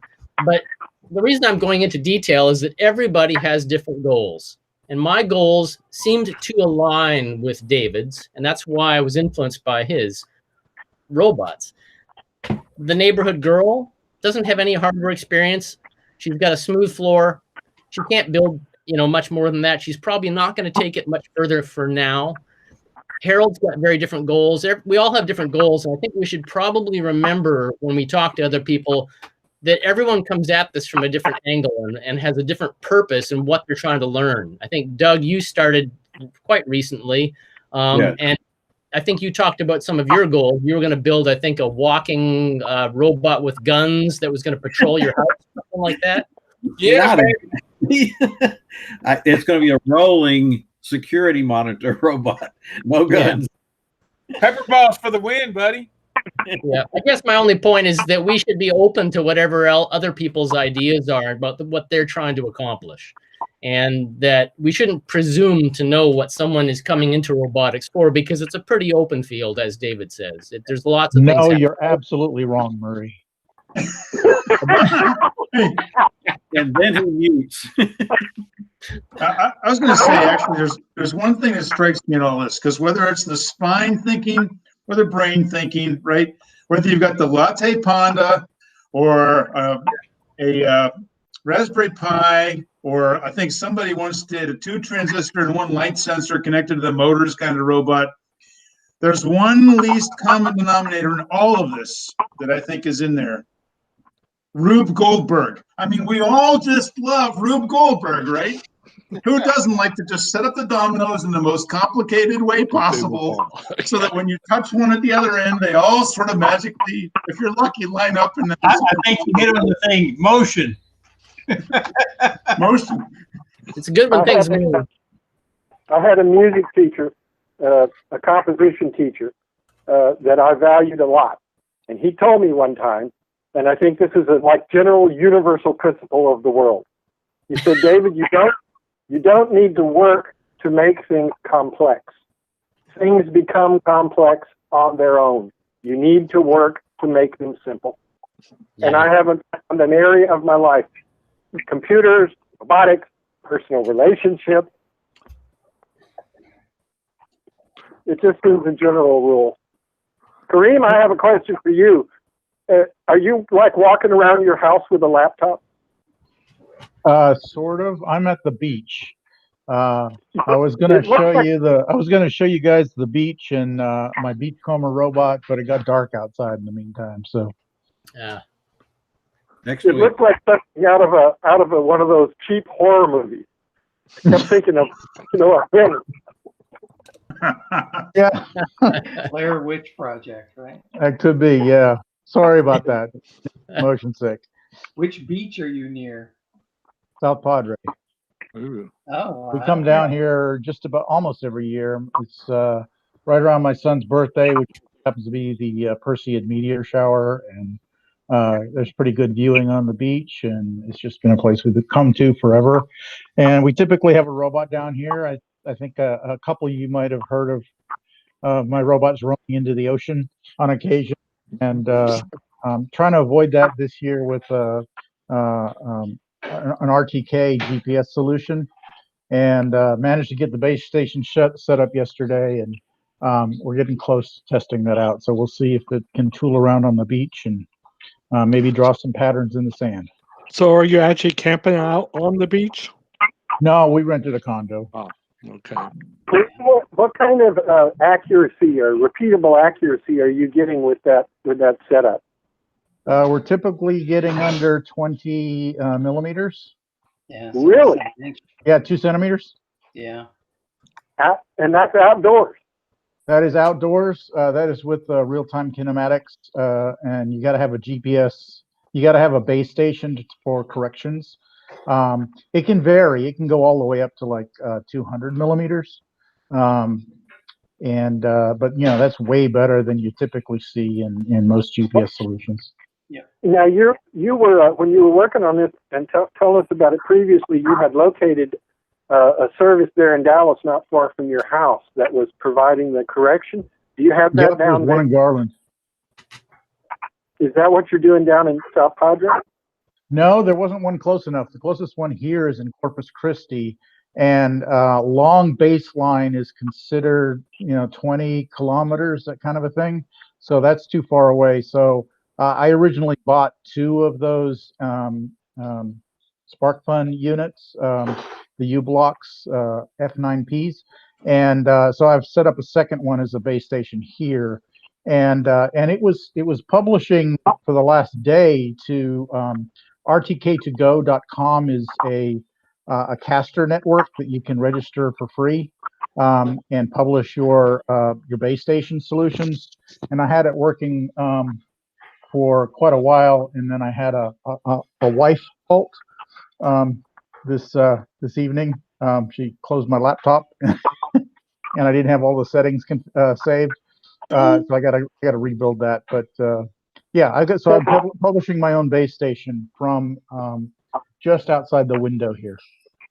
So the base station is got a network connection, or is it connected to the laptop, and the laptop has the network connection? Yeah, the laptop's got the network connection. So when the laptop gets closed, it goes away. And then I've got a separate hotspot for the robot. So the robot should be able to roam out on the dunes or on the sand with hotspot. There's a decent enough connection there, and it's not really high bandwidth. So that's going to get the corrections over the internet from the base station that's published from the condos Wi-Fi network. Very cool. You need to come do a whole presentation at one of the club meetings and lay all this. Yeah, once I figure it out, we'll do something like that. Yeah, I'd love to see a robot on the dunes. Yeah. That's the plan. Are you looking at tidal charts to figure out how not to go into the ocean? Because the tide can vary quite a bit there. They can vary a bit, but there's a section of the beach that is pretty safe from just about all tides, and so I only have to look at the gross tide charts. I don't have to. I don't have the robot going right down into the surf. Yeah. So it should be fairly safe. In previous times, I was doing it a little closer to the beach using a rock crawler robot. And yeah, one of those just decided wanted to go straight into the ocean, and it just took a right turn and boom, And I'm still wiping the rust off of that one.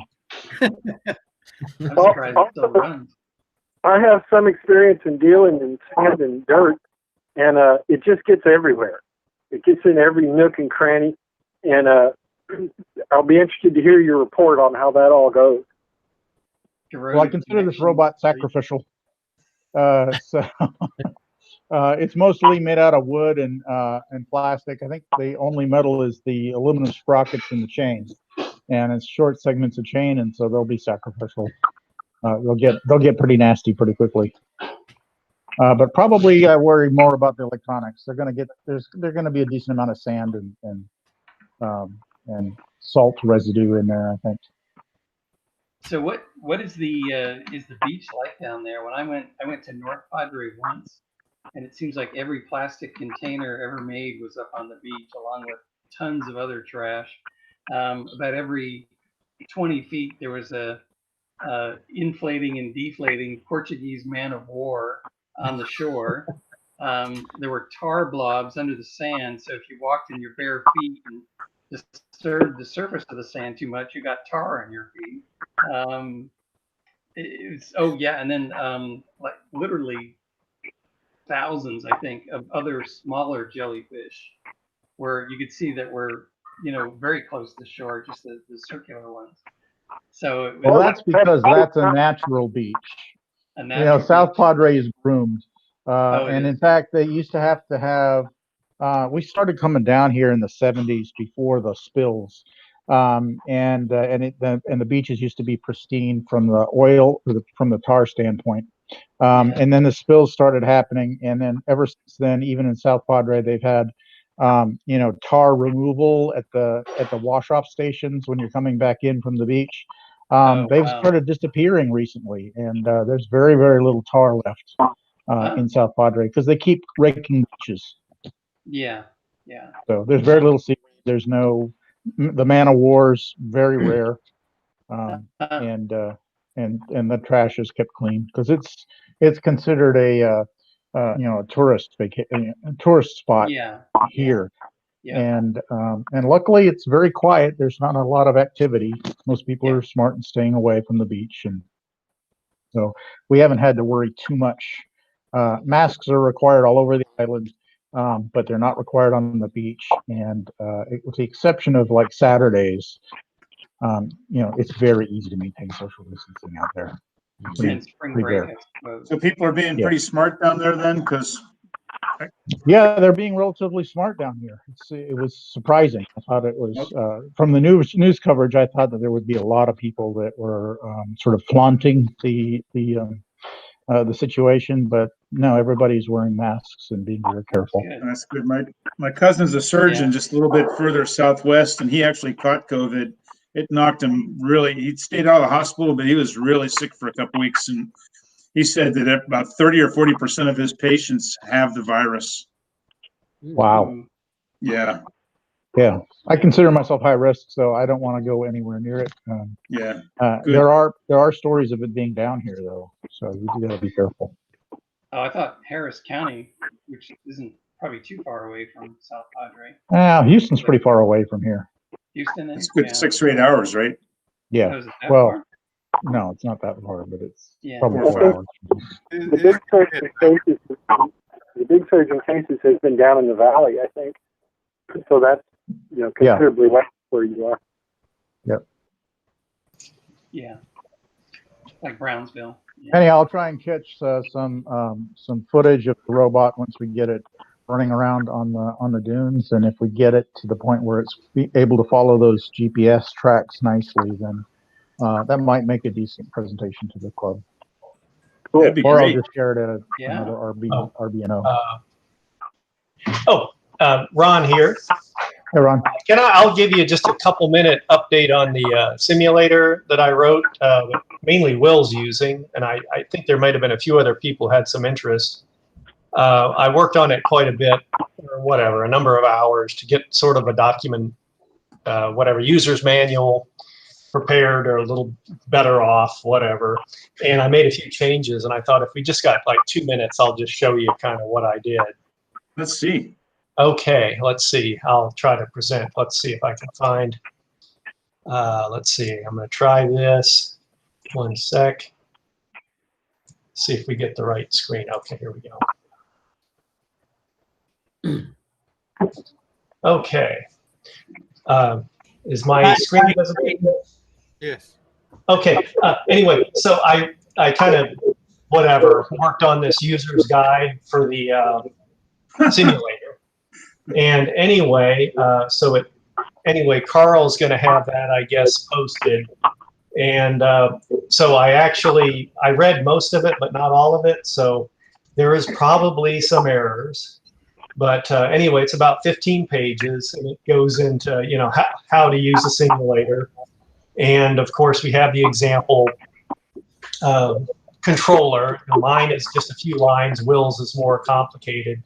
But, it details, the heading, the coordinate systems, and so forth. But anyway, and I did make a few changes to the program, and I'll kind of show those just real quick, just in case somebody is interested. Let me fire up the program.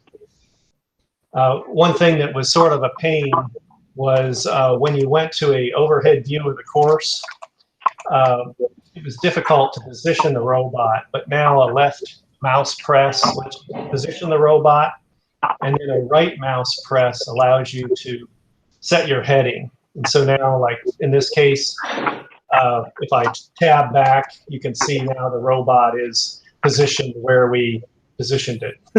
So let's see if I can find a place here. Let's try this. And here I'll set the heading just slightly off. And there we go. So I think that's correct, hopefully. And here I'll turn the controller on. And this is, of course, my simplistic controller, which just looks at a centroid of a single sensor, which is this line right here. Actually, these other sensors that are defined aren't used. But then Will's controller, of course, does about half the course. But I think he'll have it solved in the simulator, and probably not too long after, he'll have it running on his robot. Anyway, but I like my controller because it's just a few lines and it lets you get started. But Will did say that it's accelerated his development in line follower development just a lot. So that made me feel good, made me feel like the tool is good. Of course, my controller here is quite dumb. But anyway, if there's any questions, let me know. Here we go running. I turned off my controller and now it's going crazy. I'll reset it. Oh, the other, go ahead. Yeah, I have a question. This is Chris. So, and I haven't finished watching that video yet from Saturday, but my question was, so have you at all considered any sort of ready-made simulators? I know it's kind of make versus buy kind of Well, decision. But you know, so I mean, there is stuff out there, and I have my favorites. So I'm just curious if you have looked at what's out there and found it not useful, too complex, or too difficult to use. yeah, well, I guess I'm biased in that writing a simulator like this is rather a natural thing for me. And I like the fact that this simulator is about 500 lines of code right now. And at 500 lines, I know I can walk up to anybody who has a bit of programming experience, and they'll be able to comprehend my program in short order. But you walk up to something like Ross, good luck. You know, 500 lines, you can get that in a day. But something that's 100,000 lines, it's more powerful. But I don't necessarily buy into it anyway. Yeah. But that's just me. So. Yeah, I mean, I wasn't. Yeah, so I mean, Ross has its own simulator, which actually I don't like at all. Gazebo, I never could figure out how to use it. But right. But the one simulator when a few years back I decided, you know, I'm spending too much time chasing behind my robot, and there's got to be a better way to get, you know, simple bugs worked out of the software. What I found easy to use. It was made by Coppelia Robotics. At the time, it was called VRAP. I think they rebranded, they merged with another company. But if you Google V-REP or Coppelia Robotics, they make a simulator. It's free for, you know, personal use, and it's very easy to use, right? I mean, it's got drag and drop, and you put your world together, and it's got various physics engines you can. Yes, that's the one. Somebody just posted the link. It's got different physics engines. It's doing rigid body dynamics.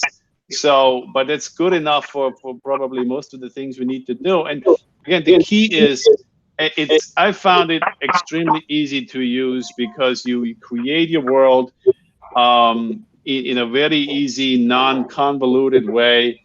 And then you have different ways of using it. The way I ended up using it is it has an API, so I have my robot control code, and I've set things up so that the code that runs on my physical robot also runs in the simulation or drives the simulation, or the other way around, really. Right. So I got one single piece of code that I can run in simulation, right, in the simulated world, in my case, the firefighting contest. Or I run the same code on the physical robot. And with this simulator, I found it all to be relatively straightforward to do. So if anybody's looking for a simulator off the shelf, you know, my vote would go to VRAP from Coppelia Robotics. Interesting. Well, thanks for that link. I'm just looking at that. It looks quite interesting.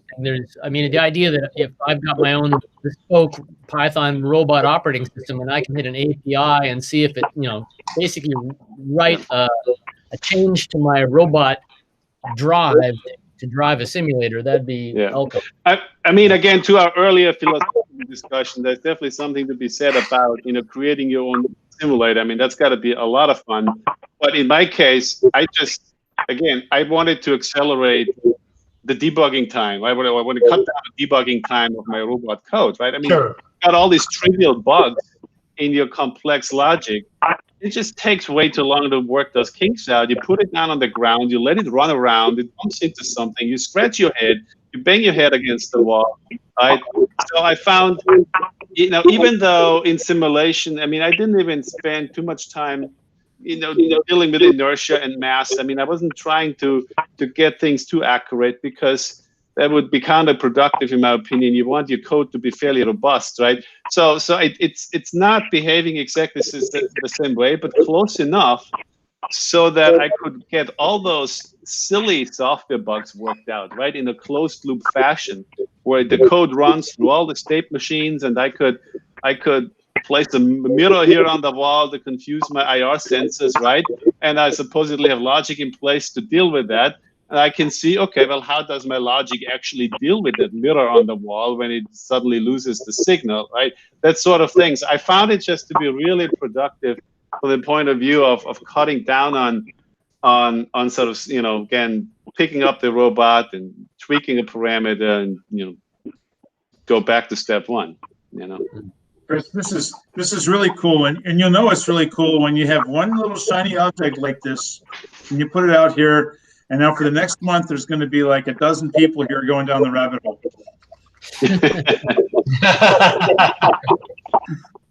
I did have one question for Ron, and I'm going to present my screen because it actually has to do with hardware. If I can get the button, here we are. You guys were showing us last time, I think on Saturday, the sensor array that Will had set up. And I was looking at Pololu, and they've got a whole series. Can you guys see the screen now? Wait a second. Oh, we see you. Oh, there we go. Okay.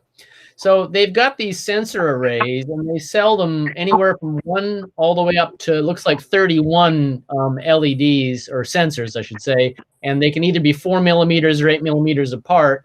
And I seem to remember from that conversation that a single line, a single linear array wouldn't do it, that you needed to basically have 2 arrays that were separated by some distance so you could see the movement between the 2 arrays.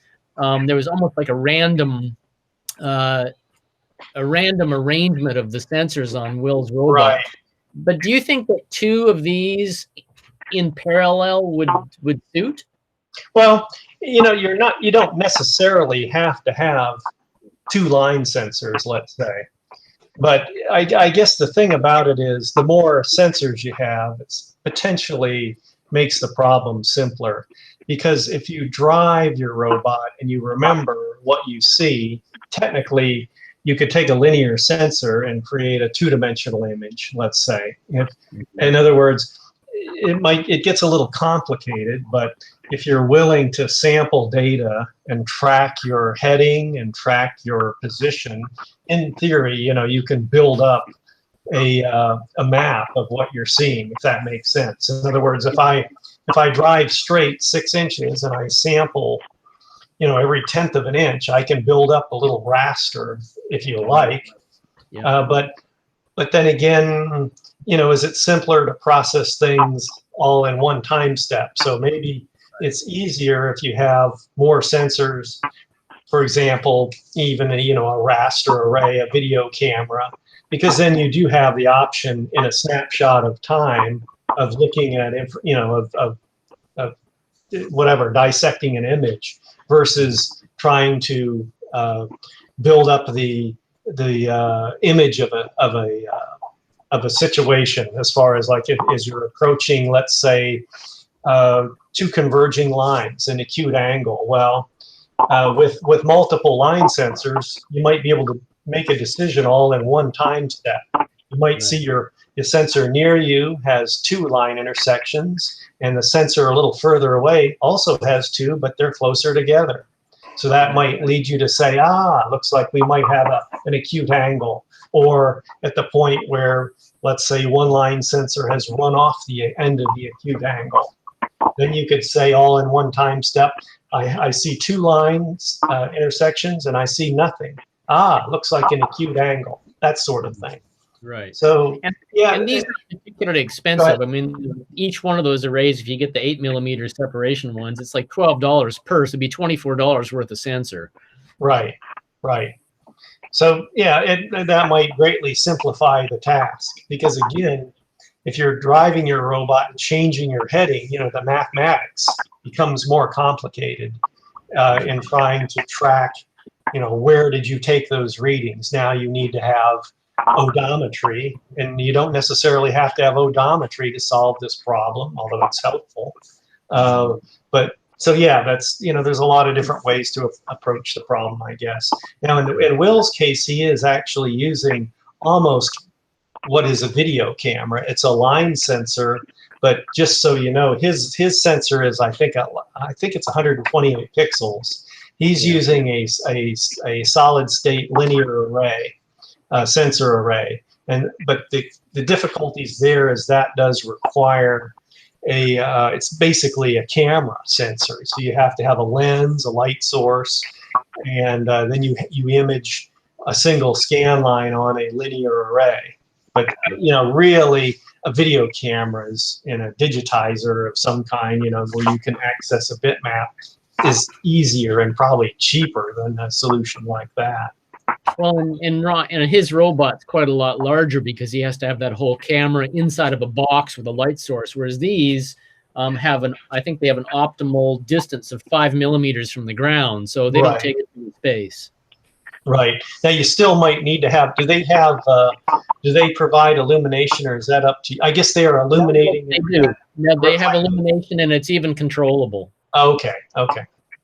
Yeah. Yeah, might be interesting. The only thing that does, I suppose, get a little bit tricky is the spatial resolution of the sensor. But that sounds like it should handle the type of images you're seeing with the challenge course. But of course, one thing about the challenge course is it does have a few other features. It does have grayscale, although you said this sensor is adjustable, so you might be able to handle some of the weird patterns, which are lines obscured with a grayscale background and that sort of thing. Well, they have both.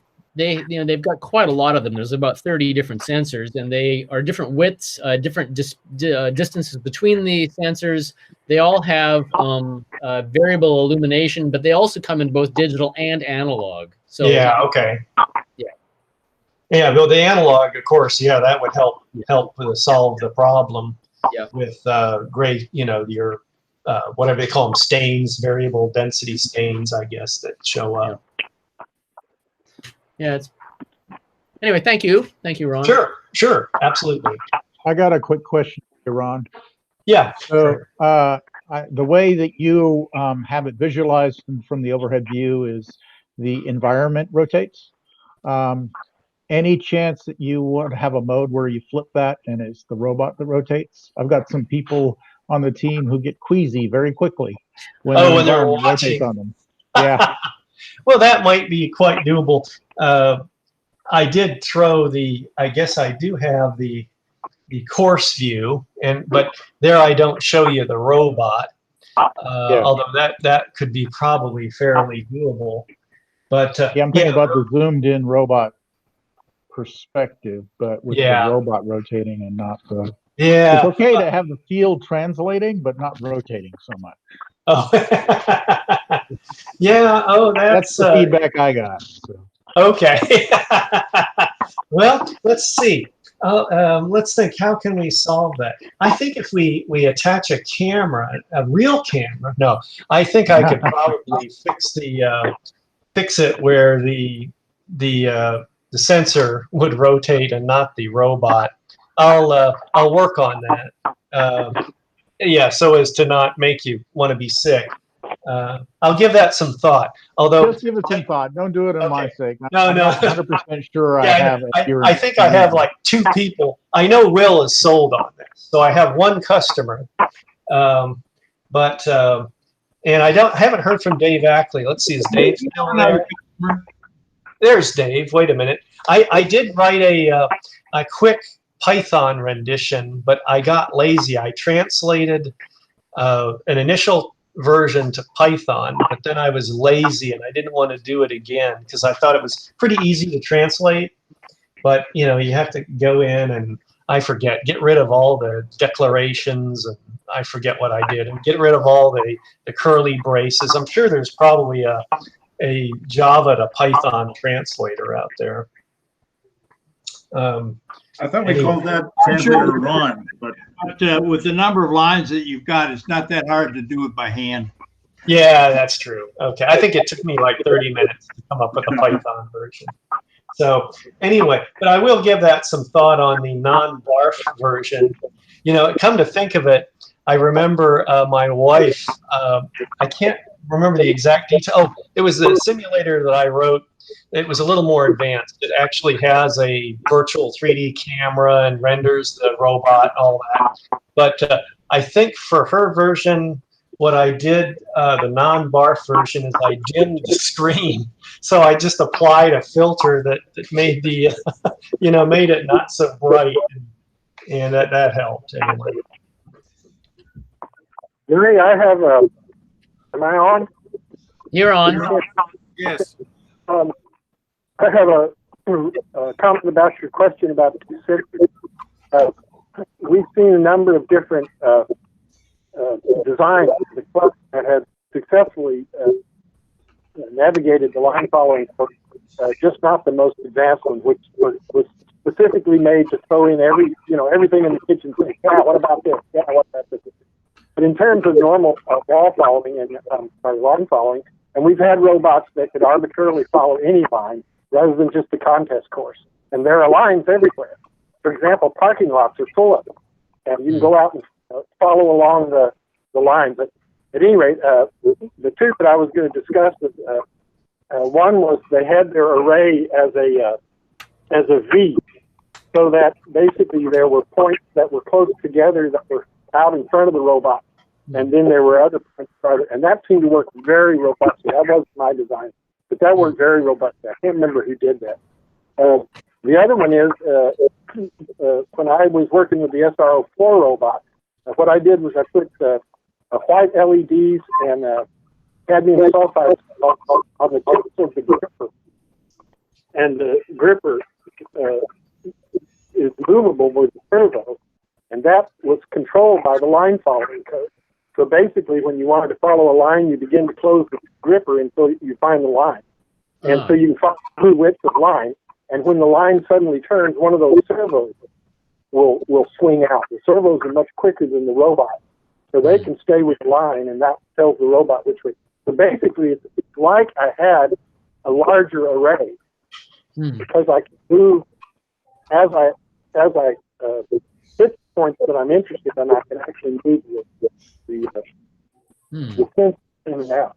So anyway, there's a lot of different ways to do that basically are the same as what you're describing, which is to give you two different snapshots of what the line is doing. But I can't remember who did it, but somebody built one some years ago that used this angle, and it worked great. And he could run fast. It was really slick.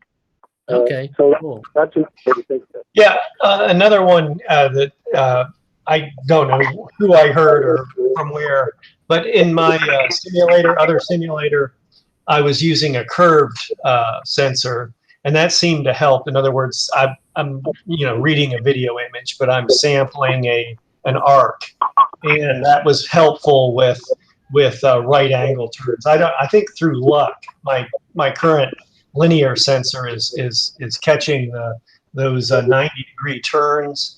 And I was thinking I would at least add that to this simulation, which is an arc without you having to code that feature.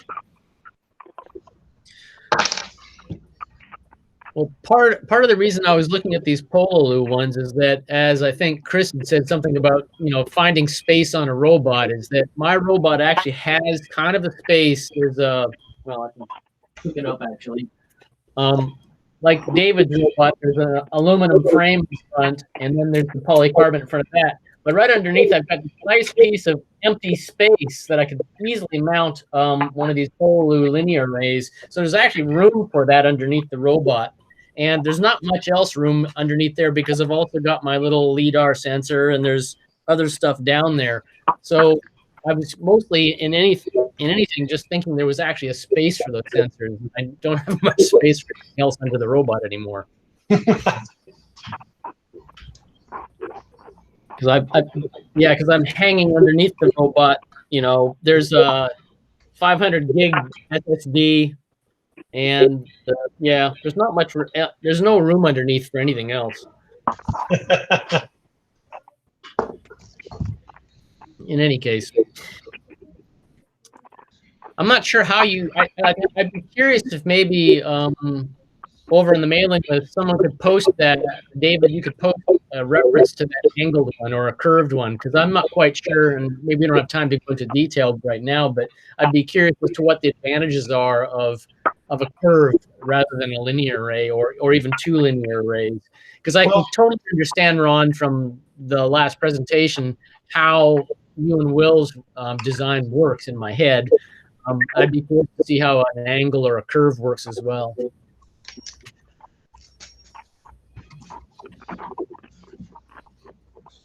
Yeah, let's see. I was going to see if I could show you that. I might be able to show you a demonstration later. The way I think about that, Murray, is that it basically it affects kind of like the linearity of the feedback loop, right? Because if you have in your coordinate system that you're using, so if you have a line out in front of your pivot point of your robot, how you measure the error and how you feed back into your pivot is going to be one rate of change if you're sweeping across the line, because when you're close to the center, it'll change differently rate wise than when you're off to the edge. Whereas if you've got a circumferential kind of a line array of sensors, and if it happens to be on an equal radius, then you'll have a linear change of rotation gives a linear change of feedback in the sensors. Right. Well, So, like the ideal would be that if you know the exact center of your robot, whether it's differential, two-wheel, or four-wheel, if you know the exact center of your robot, it seems like ideally that those sensors would all be equidistant to that radius, to that center. yeah, and unless you're gonna factor that into your feedback loop and compensate for it, which you could do. Or you could just say, screw it all, like my robot did. I don't care about it. Let the control loop take it out. Yeah, well. An error's an error. Just screw it. I'm too lazy to do the math on the geometry. If it's off, steer towards the right direction. Yeah, yeah. Well, I'm not even close to getting line following. I still got a few other tasks in front of me, but just getting it moving and reliably, backing away from things and all that. You got to reinvent the wheel first. We've all been there. Yeah. But it was actually kind of fun being able to drive around, like just go joyriding with the robot. Sure. With Bluetooth. Yeah. Let's see. So Mr. Ackley, you've been there with the funny headlamp thing all night. So what's going on at your end? Well, let me get my. Oh, I am on. Okay, I'm just trying to start putting a robot together. That's what I'm doing right now. Is soldering some wires onto the encoder. Excellent. Yay. And we haven't distracted you too much. They're not cross-wired. I've only had to redo this one twice now. Just remember, as encoders don't get connected to the PWM drive. That's not good. Yep. Well, hello. Hello. So let's see who else. So, Mr. Ron, are you tweaking something for us? Well, now I had to give up. Apparently, my simulator. Well, I should look a little more. It was had a problem. It requires my virtual reality headset, whatever the Vive, and I don't have that connected right now. So anyway, the program's upset about something. So something broke, I guess. I could probably look a little more though. I'll tell you what, I will look a little more. So I'll see if I can find that simulator. Look at that. And you know we're in trouble when the DPRG devolves to cat videos. Thanks, Yeah, Harold. hey, I'm trying to help out over here. All right. So let's see. Mr. Anderson shared a firefighting video. We can download to watch. But cool. Let's see. I don't know if I tried to share it, it would. Maybe I can do that. Let's see here. If you like, I can try and share for you, Dave. Let me see here. I'm going to present. The screen. Probably going to be a little bit slow, but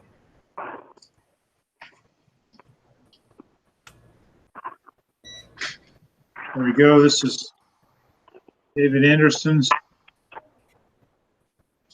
This is in the old Garland warehouse where Ron Grant put on his hazmat suit and spray painted everything with epoxy. And all he's really doing here, the algorithm I'm using is just wall following, which will take it into every room, and then when it gets in the room, if it sees a candle, like it does here,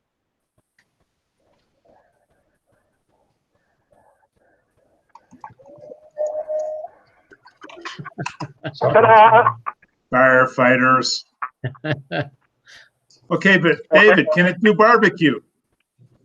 Well, part of what I was playing with it at the time was putting multiple candles out. So, because, you know, just because you put out the fire in one room doesn't mean it's not on fire in another. So it actually goes into every room looking for a candle. And then, in theory, it's supposed to stop when it gets back home based on odometry. But the odometry on that little Lego robot was never good enough to do that. You know, it would try to get back home, and home would be a foot on the other side of the wall. Oh. So, and I think, I can't remember this particular video, but I think when it gets back home, there's a Deus Ex Machina hand that comes in and hits reset. Does it actually keep a track? Does it keep track of everywhere it's been, though? It's actually keeping a little world view then? Yeah. Okay, let's see. Now, it did actually make it back to the starting point, but it didn't stop. What happens if we give it a candle that restarts itself? Oh. There's always got to be one of those people at the birthday party with one of those candles, right? That would be me. Okay. But that's the contest that Chris was referring to. That's just right around the corner from him. Lucky him. Yeah, I mean, I'm really lucky because, I mean, it's an international event. I mean, people fly in from all over the world. Unfortunately, what happens, the international participants, they usually come in and swoop up all the prizes. But at least you get to have fun, though, right? Yeah, I mean, I've managed to at least get all my money on the parts back. You know, in terms of prizes, I haven't made it into top 3 necessarily, but they have enough categories. Okay, you know, best participant from Connecticut kind of prize, right? Or you know, or North America specific prizes, and then IEEE gives out some prizes, and then smallest robot prize and whatnot. Right? So they have all these categories. So I've managed to get the, you know, enough in, you know, a little bit of parts money out of it. But if you wanted to be in, you know, in the top 3, it's almost impossible. I mean, these teams from Indonesia and China, they come in, and in all, you know, whether it's walking robot or, you know, the regular old legacy driving, it's that group of all the prizes. They got platforms that are designed for speed, right? And they've got all the kinks worked out over years, and they tend to have more or less the same platforms every year. And you just can't beat them on speed. I mean, it's impossible. They go zoom, zoom, zoom, candles out. I mean, I don't, you know, it's impressive. You know, again, it's all about what you enjoy doing. It's so fine-tuned for that particular task to a point where, I don't know, it starts to get less interesting in my opinion, but it's nonetheless quite impressive how they're able to sort of make them go that fast and not, you know, get stuck. So this is a observation that I've made over the years that all robot contests, no matter what their initial design parameters, all turn into races. Once the basic problem is solved, the winner is whoever does it the fastest. And so whatever the contest is, it turns into a race. We'll tell you, my memory's a little fading on this, but as I remember it correctly, there was an important lesson about this in the first year they ran the Trinity firefighting competition, which was back in the last century, last millennia, really. And that was that on one of the first competitions, somebody showed up, and what they basically had was a CO2 canister. And they sat it at the beginning place, and they said, I think it starts when they heard a smoke alarm go off, and it flooded the space with CO2 and put the candle out without ever moving. Now, the problem with all contests, not just robot contests, all contests, is that the contest designer has decided in advance how the problem should be solved. And if you solve the problem in a way they didn't think of, you're often accused of cheating. So the next year, all of a sudden there were a whole bunch of new rules. You had to be a certain distance away from the candle before you could put it out. They had to put in a whole bunch of new rules because somebody solved the problem in a way that they hadn't thought of. Now, in the real world, that's rewarded. That kind of thinking is rewarded. It's not punished. But in contests, whether it's sailboat contests or robot contests, that kind of innovative thinking is generally called cheating. When you come up with a way of solving the problem that the contest designers did not think of. Well, thinking about that, instead of coming up with all those rules, you go, flood the room with CO2. Well, let me put it in a place where you can't do that. Well, in the real world, robots roaming from room to room to put out fires are not as good an idea as smoke detectors and sprinkler systems. Yeah. There's actually a better way to do it. It's not really a good use of a robot. Nonetheless, it's a fun problem, and I had fun solving it. It's a fun problem to solve. I'm just saying that in terms of driving toward real-world solutions, robot contests tend to drive away from real-world solutions. Yeah, and the rule book has gotten, gets thicker every year. There's so much fine print in it. I mean, it's they're trying to account for all the things like you said, and they're trying to make it harder every year. So people like you and me, we wouldn't be allowed to use a fan anymore because we're not students, right? So things like that, they've been making it harder every year. I do a historical analogy for this, which is that Moses came down from the mountain with just 10 rules. But by the time you get to Deuteronomy, there are 10,000. That's awesome. And now look at the legal system. Yeah. You could make a good living just knowing what all those rules are. Just being able to count them. I don't even think you can know what all the rules are. No. You can know the rules about this one section or maybe this one regulation of a state, but just even take the smallest county, know all the rules about the county that you could know, and I would think that there's probably very few people that would be able to do that. Let alone. And isn't it most of those people something like lawyer or something like that? Yeah, but even in that, there's child law, there's divorce lawyers, there's rec lawyers, there's all kinds of different branches, and those lawyers don't know. Like, if you get a general practitioner lawyer, I don't know what he does, but there's going to be like divorce lawyers, and then you're going to have traffic court lawyers. These two people don't know anything about the other person's stuff. Trust me on that. They just all we need, obviously, is we need a robot. I'll get to work on it. Hey guys, I think we've heard from everyone except for one person on chat. So I should ask before we run out of time, Mr. Randy, have you got anything that you'd call Sal? Anything you want to talk about, Sal? Okay, maybe not. Maybe next time. I think it's actually Saul. Gotta call Saul. Saul. I'm sorry. Who's the lawyer just easier in the morning? All righty. Yeah, I didn't go, but I was playing around with I could go if you want. You want me to? Oh, go ahead. Okay. I've been playing around with the Xbox 360 Kinect, and I had it working before with the Raspberry Pi 3, but it's really way too fast for either the 3 or 4. I think the analogy would be it's like drinking out of a fire hose. You can't seem to reduce the size of the image that comes out of it. And that's why I was looking at the Intel RealSense cameras. You can reduce their image sizes down and their frame rates, as far as I know. So as far as I can tell, I haven't seen anybody do that.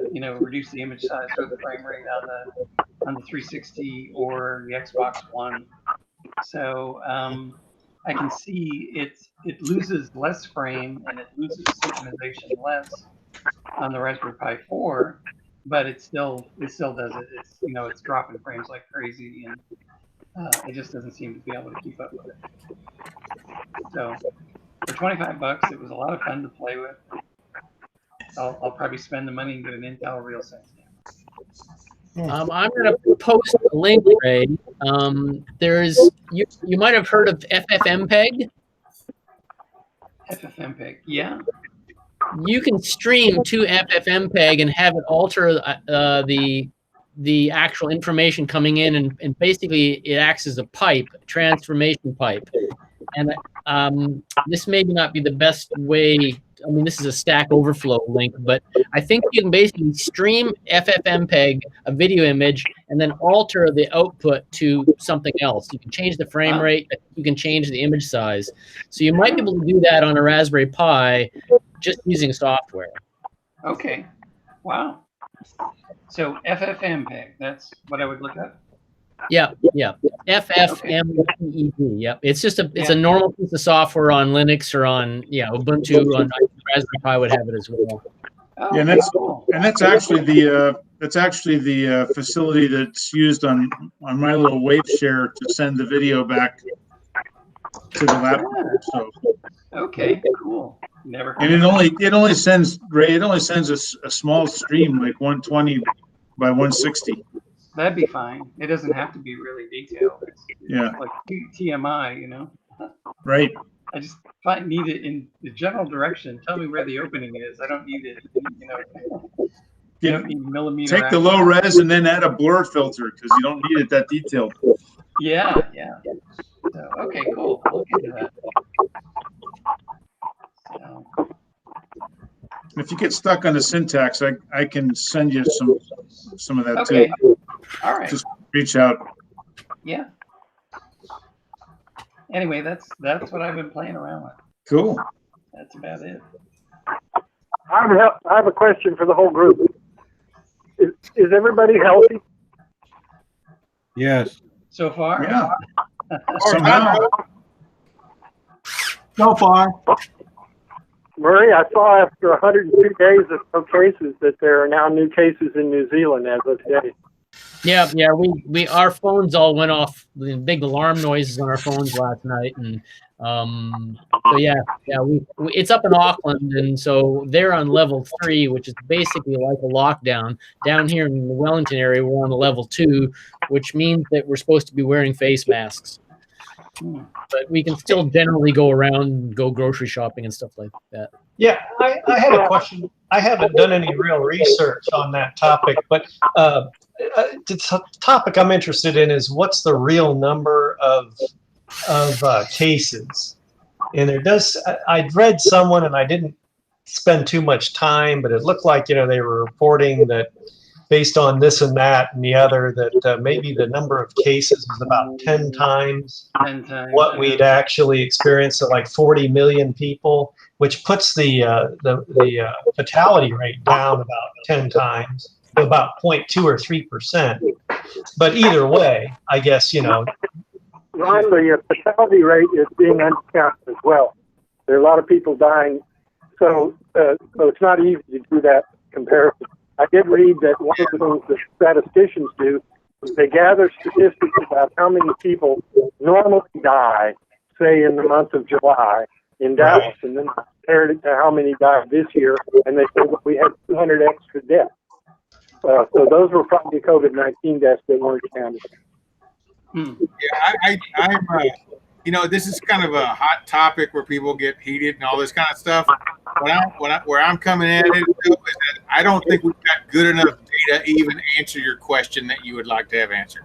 I think the data we have coming in is garbage in all kinds of ways. I think there's all kinds of noise. The real answer's there somewhere, but I don't think we've got enough. And I think the real damage to our society in general is not the COVID itself, even though that's terrible and bad, and I don't want anybody to die, is the lack of faith it's going to cause for the average person not to believe our scientific community when we come up with a hypothesis that's wrong. This is how science works. We make a guess. We put a stake in the ground, and then we figure out whether we made a good stake or not, and then we get to move the stake. And unfortunately, we don't have a good enough set of data, and everybody's biased one way or another. So you put the stakes in different places, and no one's been right yet, as far as I can tell. You know, I think that's the real shame that's coming out of all of this. It's amazing. It's amazing to think that's the case, isn't it? Really. Yeah. Because a lot of gray matter has been focused on this. But yeah, I can just see it. I mean, if you can't go out into a community and test people or get a sample, you're relying on people testing. You know, you got all this weird data. They got weird stuff too. Like for every COVID test they take, like say if you get tested 5 times, you will have 5 COVID, and you get positive 5 times, you will have 5 COVID positive. Now that's anecdotal, but that has happened. I mean, people get a gunshot wound. Well, they look like they had COVID too, so now that's a COVID thing. You know, it's weird data and weird noise like that is not making us, not helping, is what I'm saying. Yeah. I kind of wonder if Trump's going to buy the Russian vaccine and try it. You know, he was caught on chloroquine, so, you know. You know where it comes down to there too. I mean, I see these folks like the Russians or the Chinese are trying to steal our information about the COVID. No, we should be giving that away, man. Just everybody needs this. This is some stuff we need to give away so we get rid of it. You know, and I'm a very conservative individual, but no, in this case, let's give it away. Let's make sure everybody has all the knowledge. Just make it stop. Yeah, make it stop. I got you a great deal on the COVID vaccine from Russia. It's very good. Made from potatoes. Potatoes, yes. All right, guys, have a good week. Yes. All right. Sounds great. All ranting on everybody, but you know, it's just it's frustrating. There we go. Yeah, all right, guys. Have a good week. We'll see you all. Bye-bye.